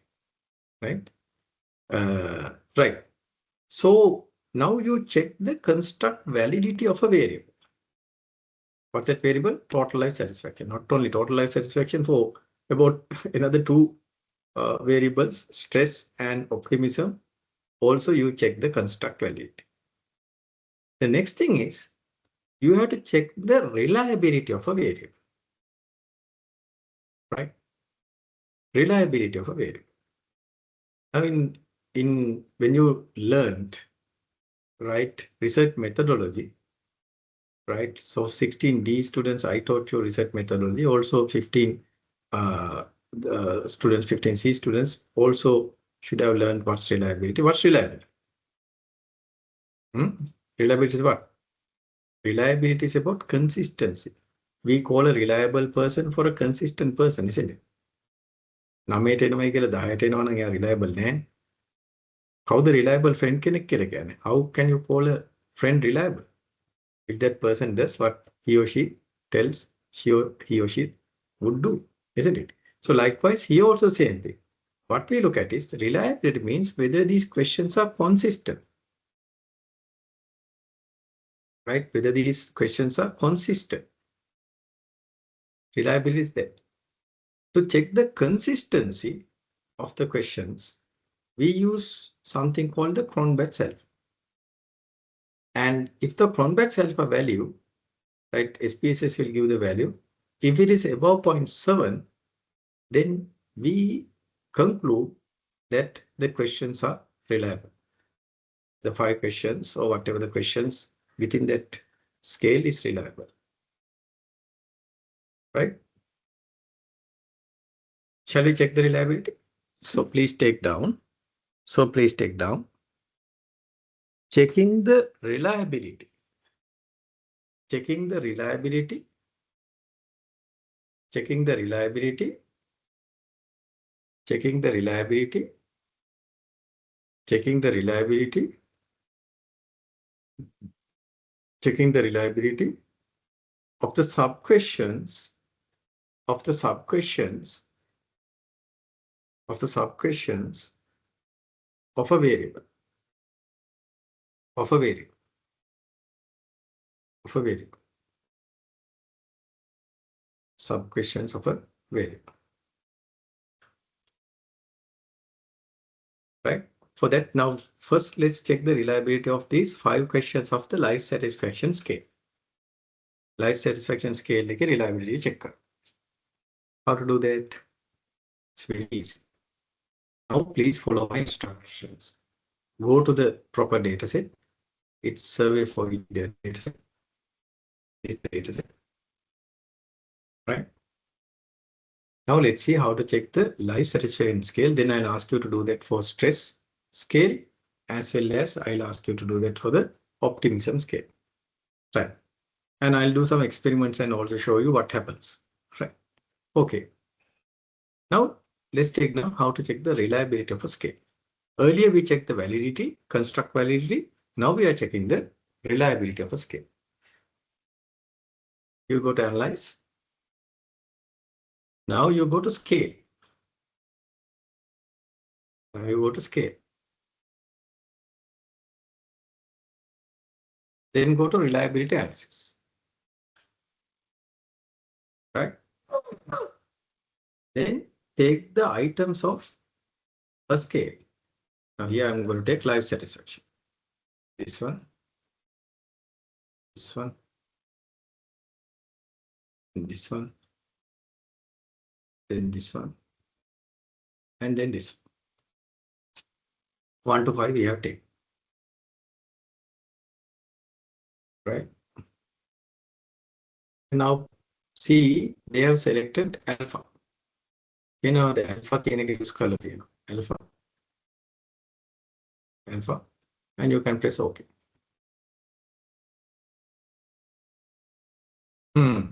Immediately the output came out. The Cronbach's alpha value here you can see in this table is how much? 0.890. Is it good? Common batch alpha value is above point. It's 0.890. I told you what? In my note, I told you. If the Cronbach's alpha value is above 0.7, it's good. We have reliability. The scale is reliable. What can you tell? Is the scale reliable? Yes. Is point. Yes, indeed. 0.89 is above 0.7. The whole accounting students, isn't it? So we can see that. So that's very good. So you would say, you could take a note. Since the Cronbach's alpha value, you can take down. Since the Cronbach's alpha value 0.89 is above the threshold 0.7, is above the threshold 0.7, is above the threshold 0.7, it is concluded that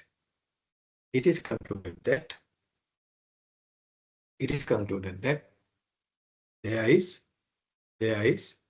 reliability. There is reliability of these questions, of these 5 questions. There's reliability of these 5 sub-questions. We'll say sub-questions. Of these 5 sub-questions on total life satisfaction. On total life satisfaction. Of these 5 sub-questions on total life satisfaction. Right? Now I'm going to ask you to check the reliability of those stress-related questions. PSS 1 to PSS 10. Can you do that for me? Now you can see here. There's PSS 1 to PSS 10. Can you check the reliability?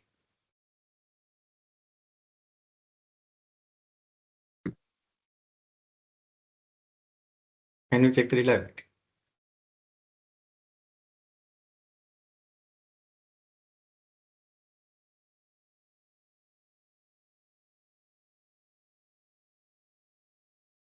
I'm going to give you 5 minutes.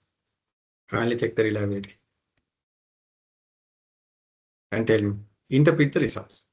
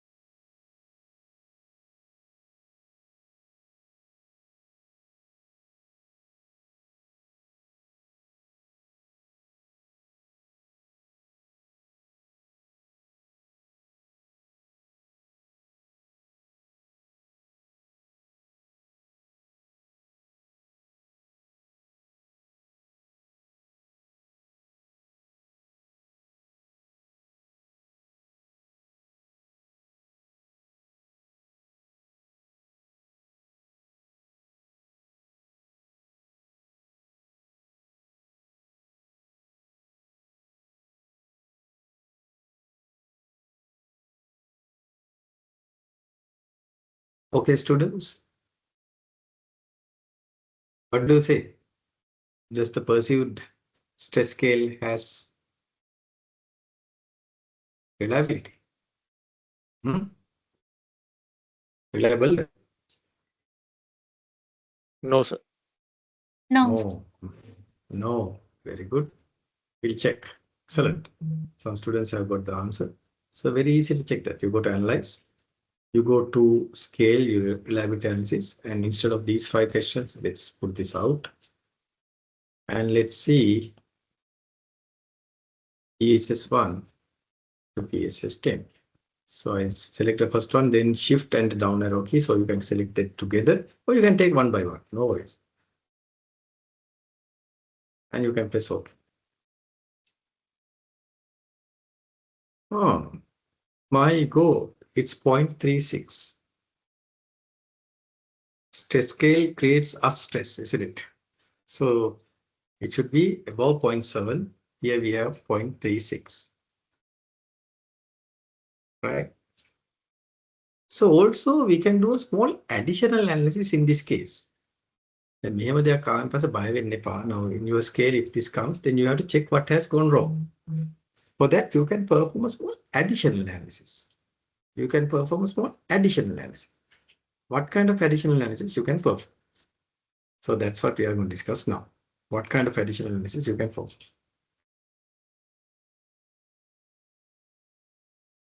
Right? What kind of additional analysis? So this is the additional analysis you are going to perform. Again, now we have to see what items are really creating the problem out of this step. So to do that, you can again go to analyze, again go to scale, and go to reliability analysis. Same place. Then you go to statistics.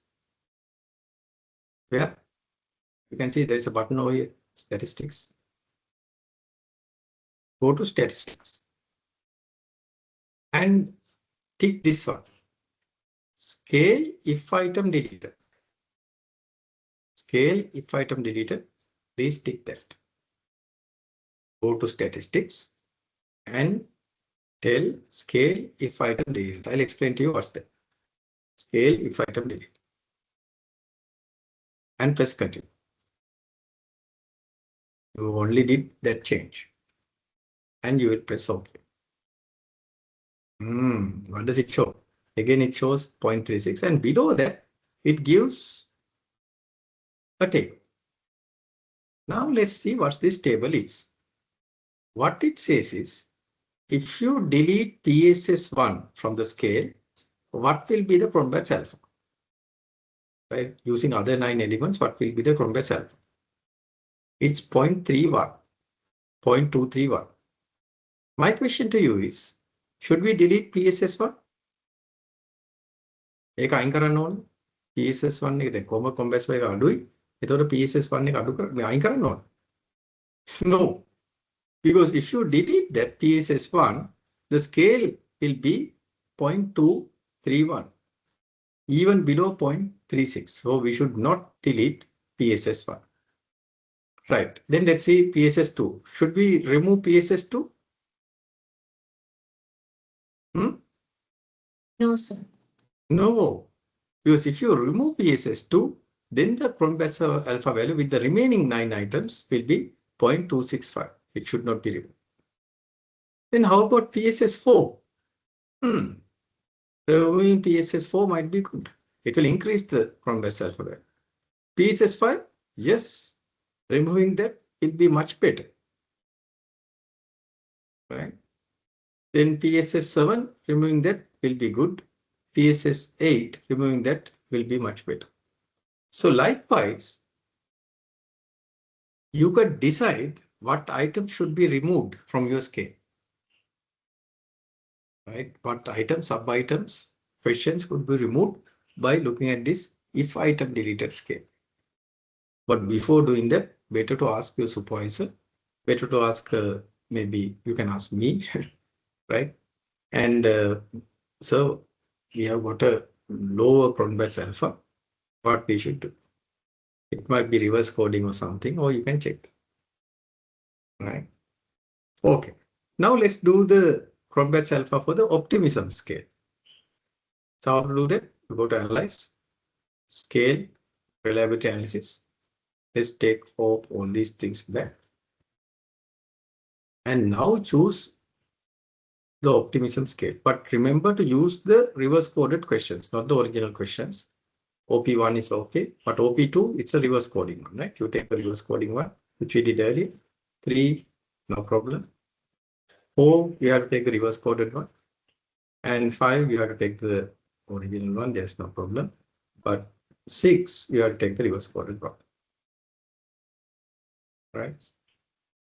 And shall we see the Cronbach's alpha? The Cronbach's alpha value is how much? 0.797.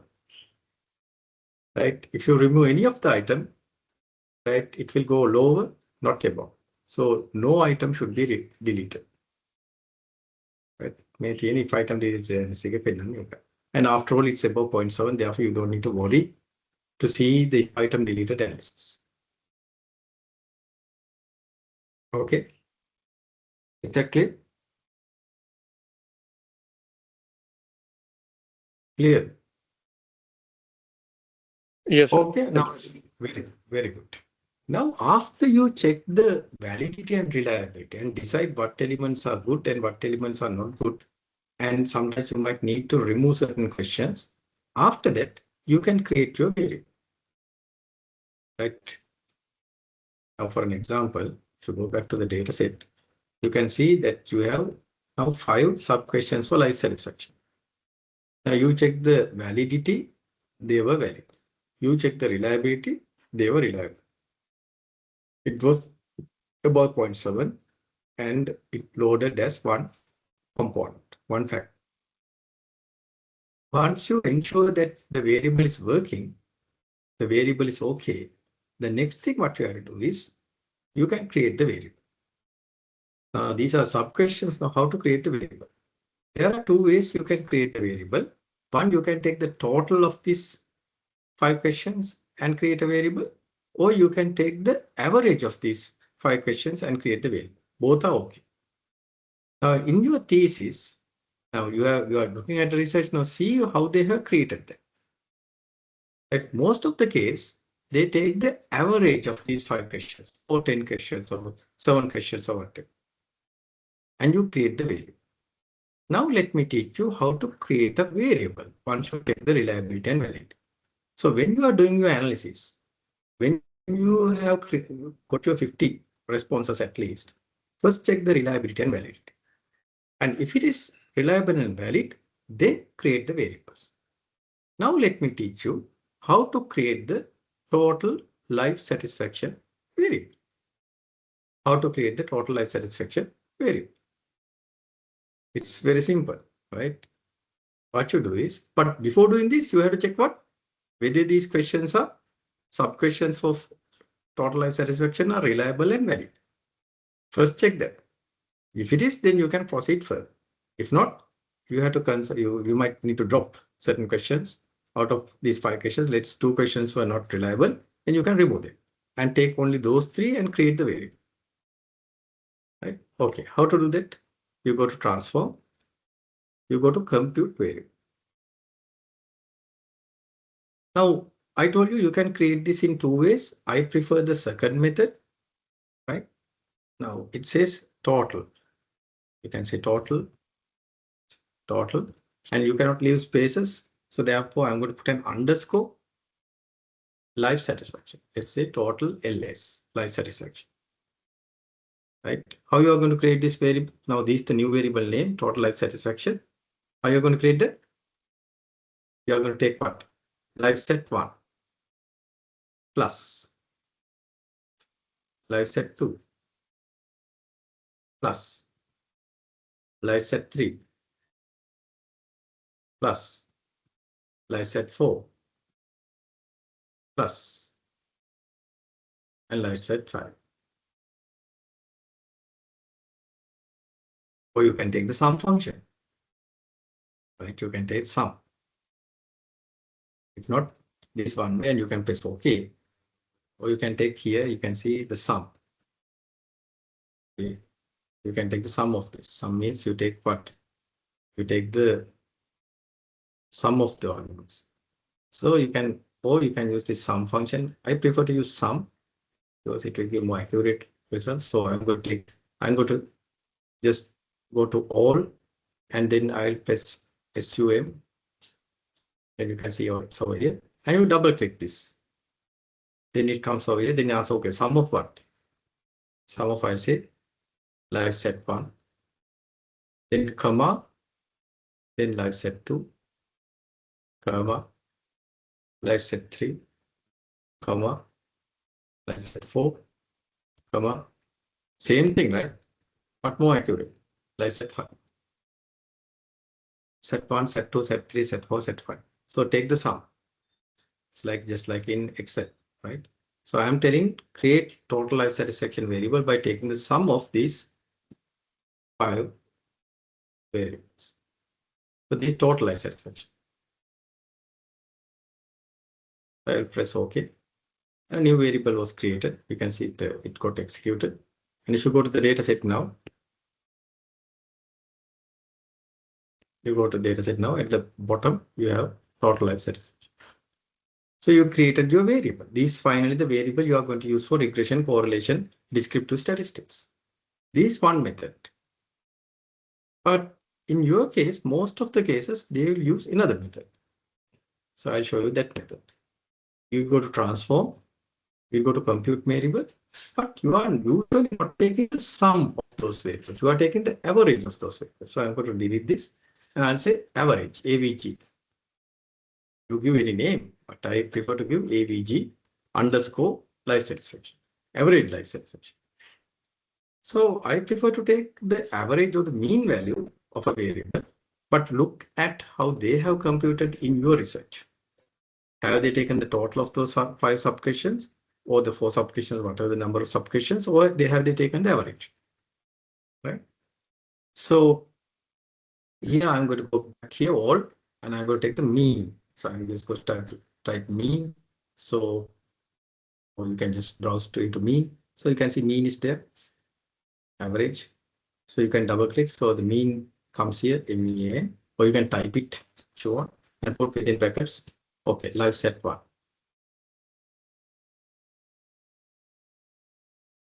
Then instead of the second one, I say comma live set 2, comma live set 3, comma live set 4, comma live set 5. So you have the life satisfaction scale, mean values on this, and press OK.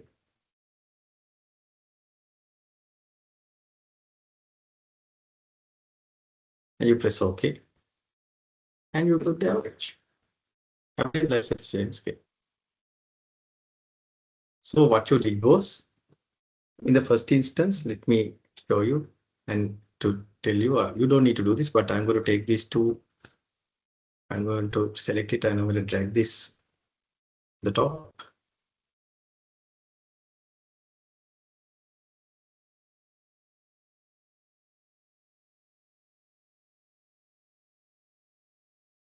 Okay, I'll put it over here. Right. Now what I have done, let me go to the data set and show you what I did. In the first instance, what you have done is you have taken the total of these and created the value, total life satisfaction. 5 plus 15, 21, 23. So life satisfaction is 23. On the other hand, you have created this variable by taking the average of. You take the total of this 23 divided by 5. 23 divided by 5 is how much? How much is 23 divided by 5? I'm using my calculator. Right? The answer is there, but again, 23 divided by 5. 23 divided by 5. 4.6. So that's the average. So these both are correct ways to create the new variable, life satisfaction. But what way to use? Please look at what in the research that you are referring they have used. The literature, what they have used. Some people take the average, and mostly they take the average. of those 5 sub-questions. Suppose if you decide to drop one question, then you have to take the average of these 4 questions. Let's say this is not reliable. Then in that case, you have to take the total of the 4 sub-questions and the average of those 4 sub-questions. Right? Is it clear? This is how, after you check the reliability and the validity, this is how you would create the variable, life satisfaction variable. Is that clear? For the stress variable, I would not create a variable because the variable has problems. But for the optimism, can you create and show me the variable? Now, after this, now for the regression, correlation, and all other analysis, you have to use this variable that you have calculated, either the total or the average. So in your regression analysis, if you are going to say the life satisfaction is the dependent variable, then you have to use this variable that you create.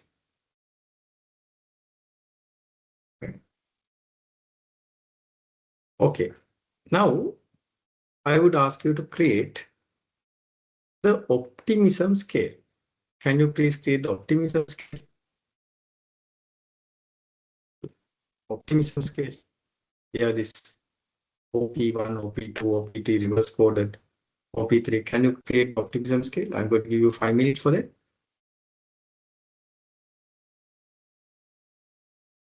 Both create the total optimism scale as well as average optimism scale, right? Let's see whether you'll get it correct. I'm going to give you 5 minutes.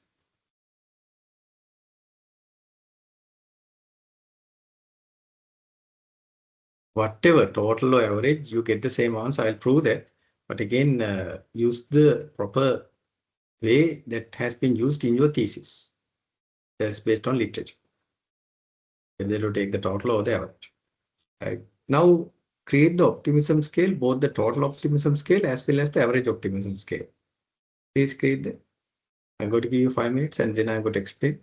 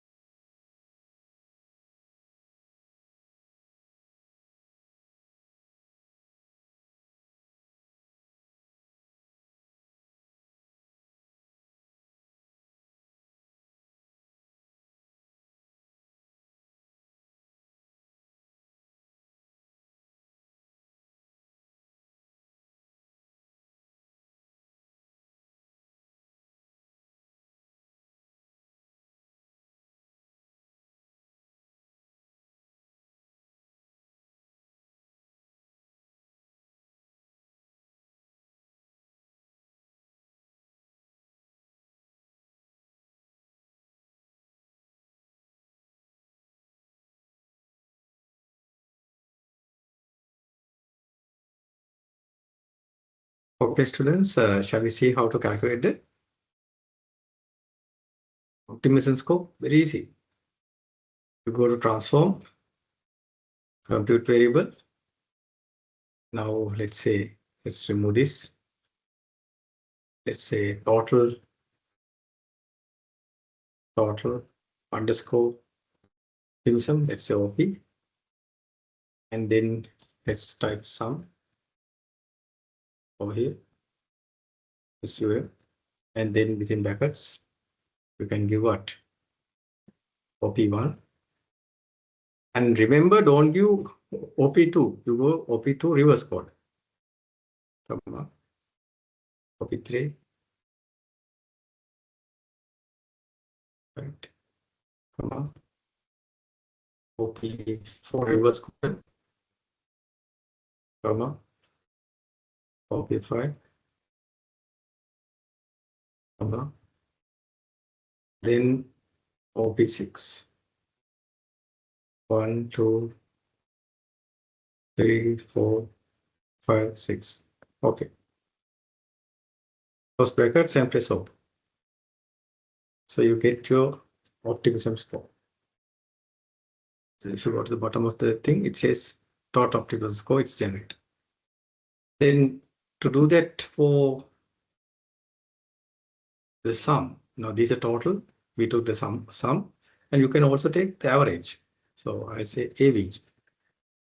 You give an A, average optimism score.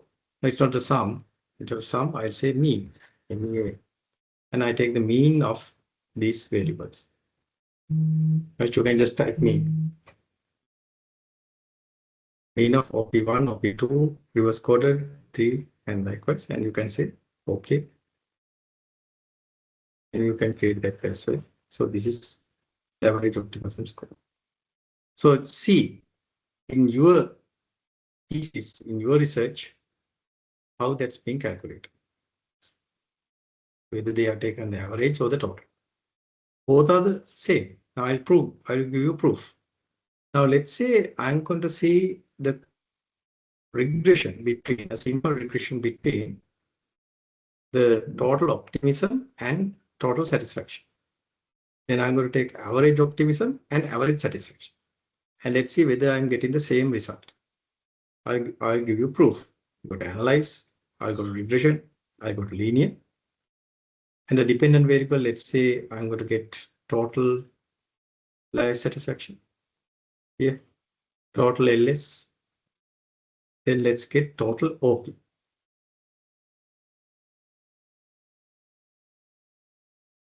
That was in the bottom. So total OP. I would total OP, optimism, and life satisfaction. I'm thinking that total optimism will impact total life satisfaction. Let's say, let's press OK. Okay, you can see, yes, 48%, no, not 48%, 24%, almost 24% of the life satisfaction is explained by optimism, isn't it? And the model is significant, and the coefficient is 0.736. There's a positive impact, and it's significant. Now I'm going to get the same result by taking the average. Here I took the total of the variables. I'm going to go to, again, analyze. I'm going to go to regression. I'm going to go to linear. And instead of the total, I'm going to take the average life satisfaction. Yeah, AVGLS. And here also, I'm not going to take the total optimism. I'm going to take the average optimism. And let's say we get the same result. Of course, you have to get the same result. Right? Yeah, same. 23 point, right? Doesn't make a result here, right? 23. And then, yes, the model is significant. And you can see, yes, almost it's positive. And very slight difference is there in the, thing. But it's again significant. So therefore, see what kind of, what kind of approach they have used to compute your variables. For whatever variable you use, whatever method you use, either that can take in the total or the average, you'll get the same result. Right? You'll get almost the same result. Okay. So today, I first of all resolved certain issues where you had related to your questionnaires, right? And then afterwards we discussed about fact analysis to check the construct validity, and to check the reliability, we use the Cronbach's alpha. And also after that, I taught you how to create your variables and then even to run a regression analysis. Is it clear? Yes, sir. Very good. Okay, we have 42 students. Any questions you have? Questions, concerns?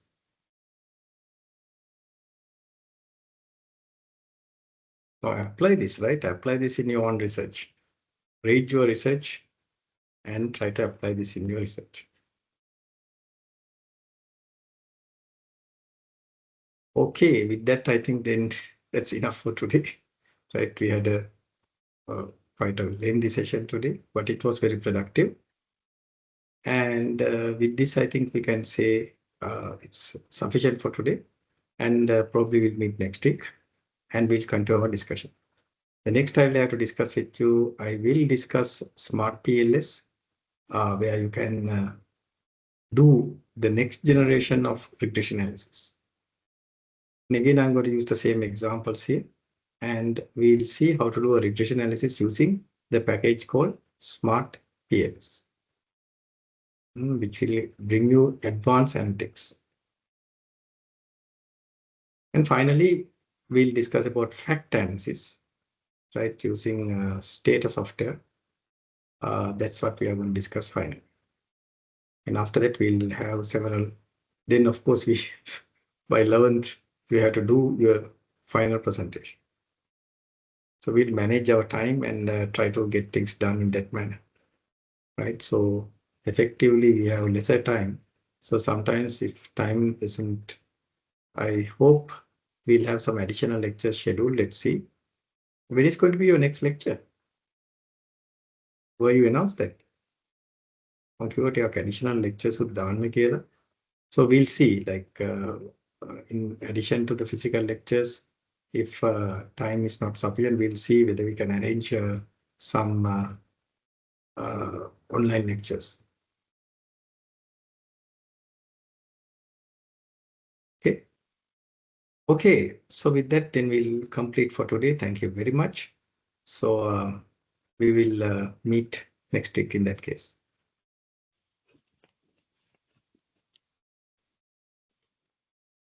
Thank you, sir. Thank you very much. Thank you, sir. Thank you, Buddha. Thank you, sir. Thank you, Buddha. Please take care. Okay, thank you. Thank you. Thank you, Buddha. Thank you very much. Please take care. Okay. Thank you, sir.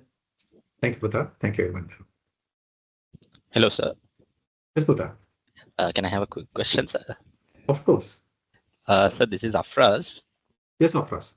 Sir, on our today only we'll be starting on the questionnaire, sir. Yeah.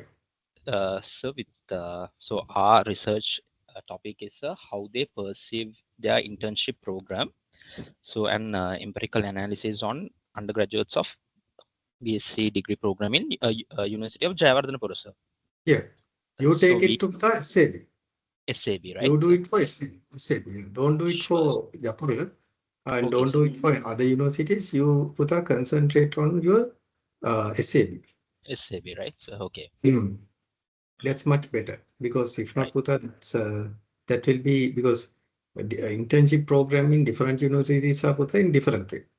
Okay. So better Buddha, you concentrate on this one, what we call SAB.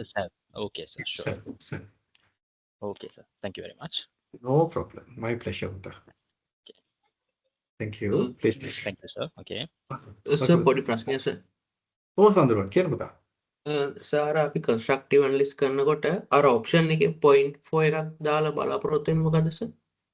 ඒ කියන්නේ පුතා හොඳ ප්‍රශ්නයක්. අනිත් කට්ටියත් හිටිය නැත්නම් හොඳ මම පැහැදිලි කරන්න. ඒ 0.4 එකෙන් කියන්නේ මේකයි. මෙන්න මෙතන තියෙනෝනේ පුතා අන්තිමට fact analysis එක කරද්දී අර එනෝනේ factor මෙන්න මෙතන. මේ මෙතන කියනවා 0.4 වලට වඩා අඩු ඒවා පෙන්වන්න. සර් ස්ක්‍රීන් එක ෂෙයා කරලා තියෙන්නේ. ෂෙයා කරා. අම්මා හොඳයි කියපු එකට තමයි මම ස්ක්‍රීන් එකේ බලාගෙන මම මේ කියලා ඉන්න පුතා.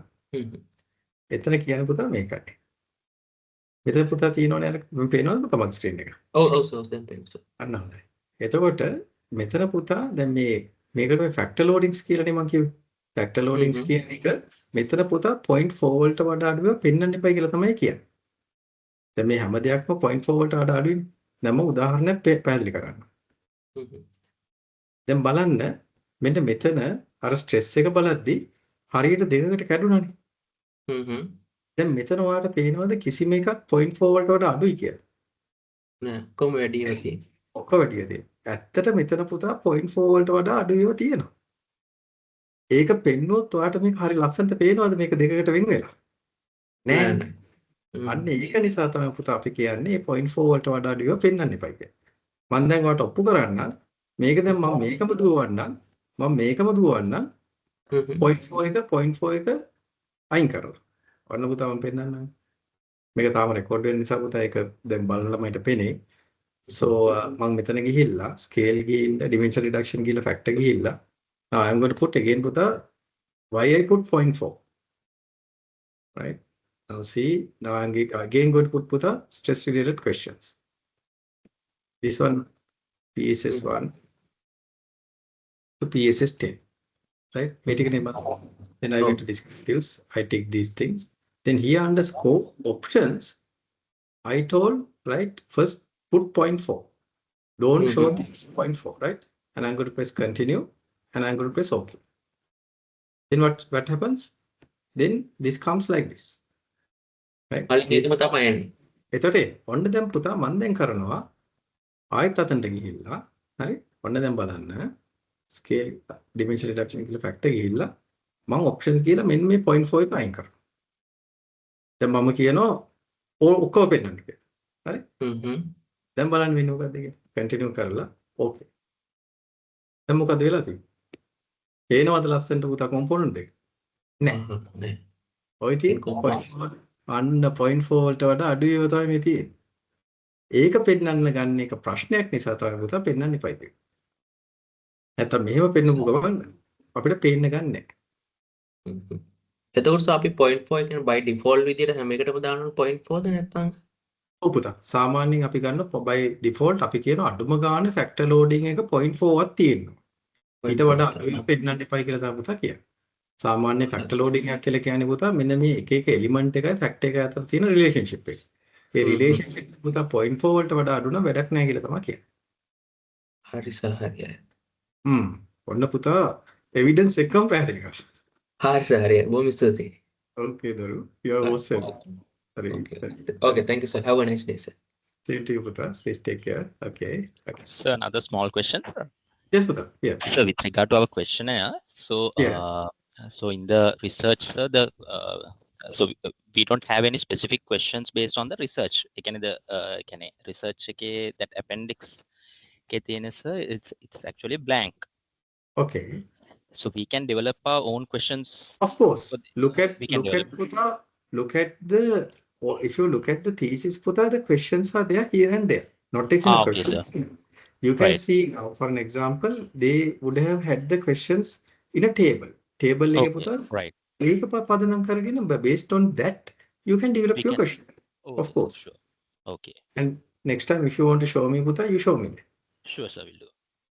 And so based on that, because the questionnaire might not be there as an appendix, but you can look at the thesis and in the analysis part, the questions you could derive.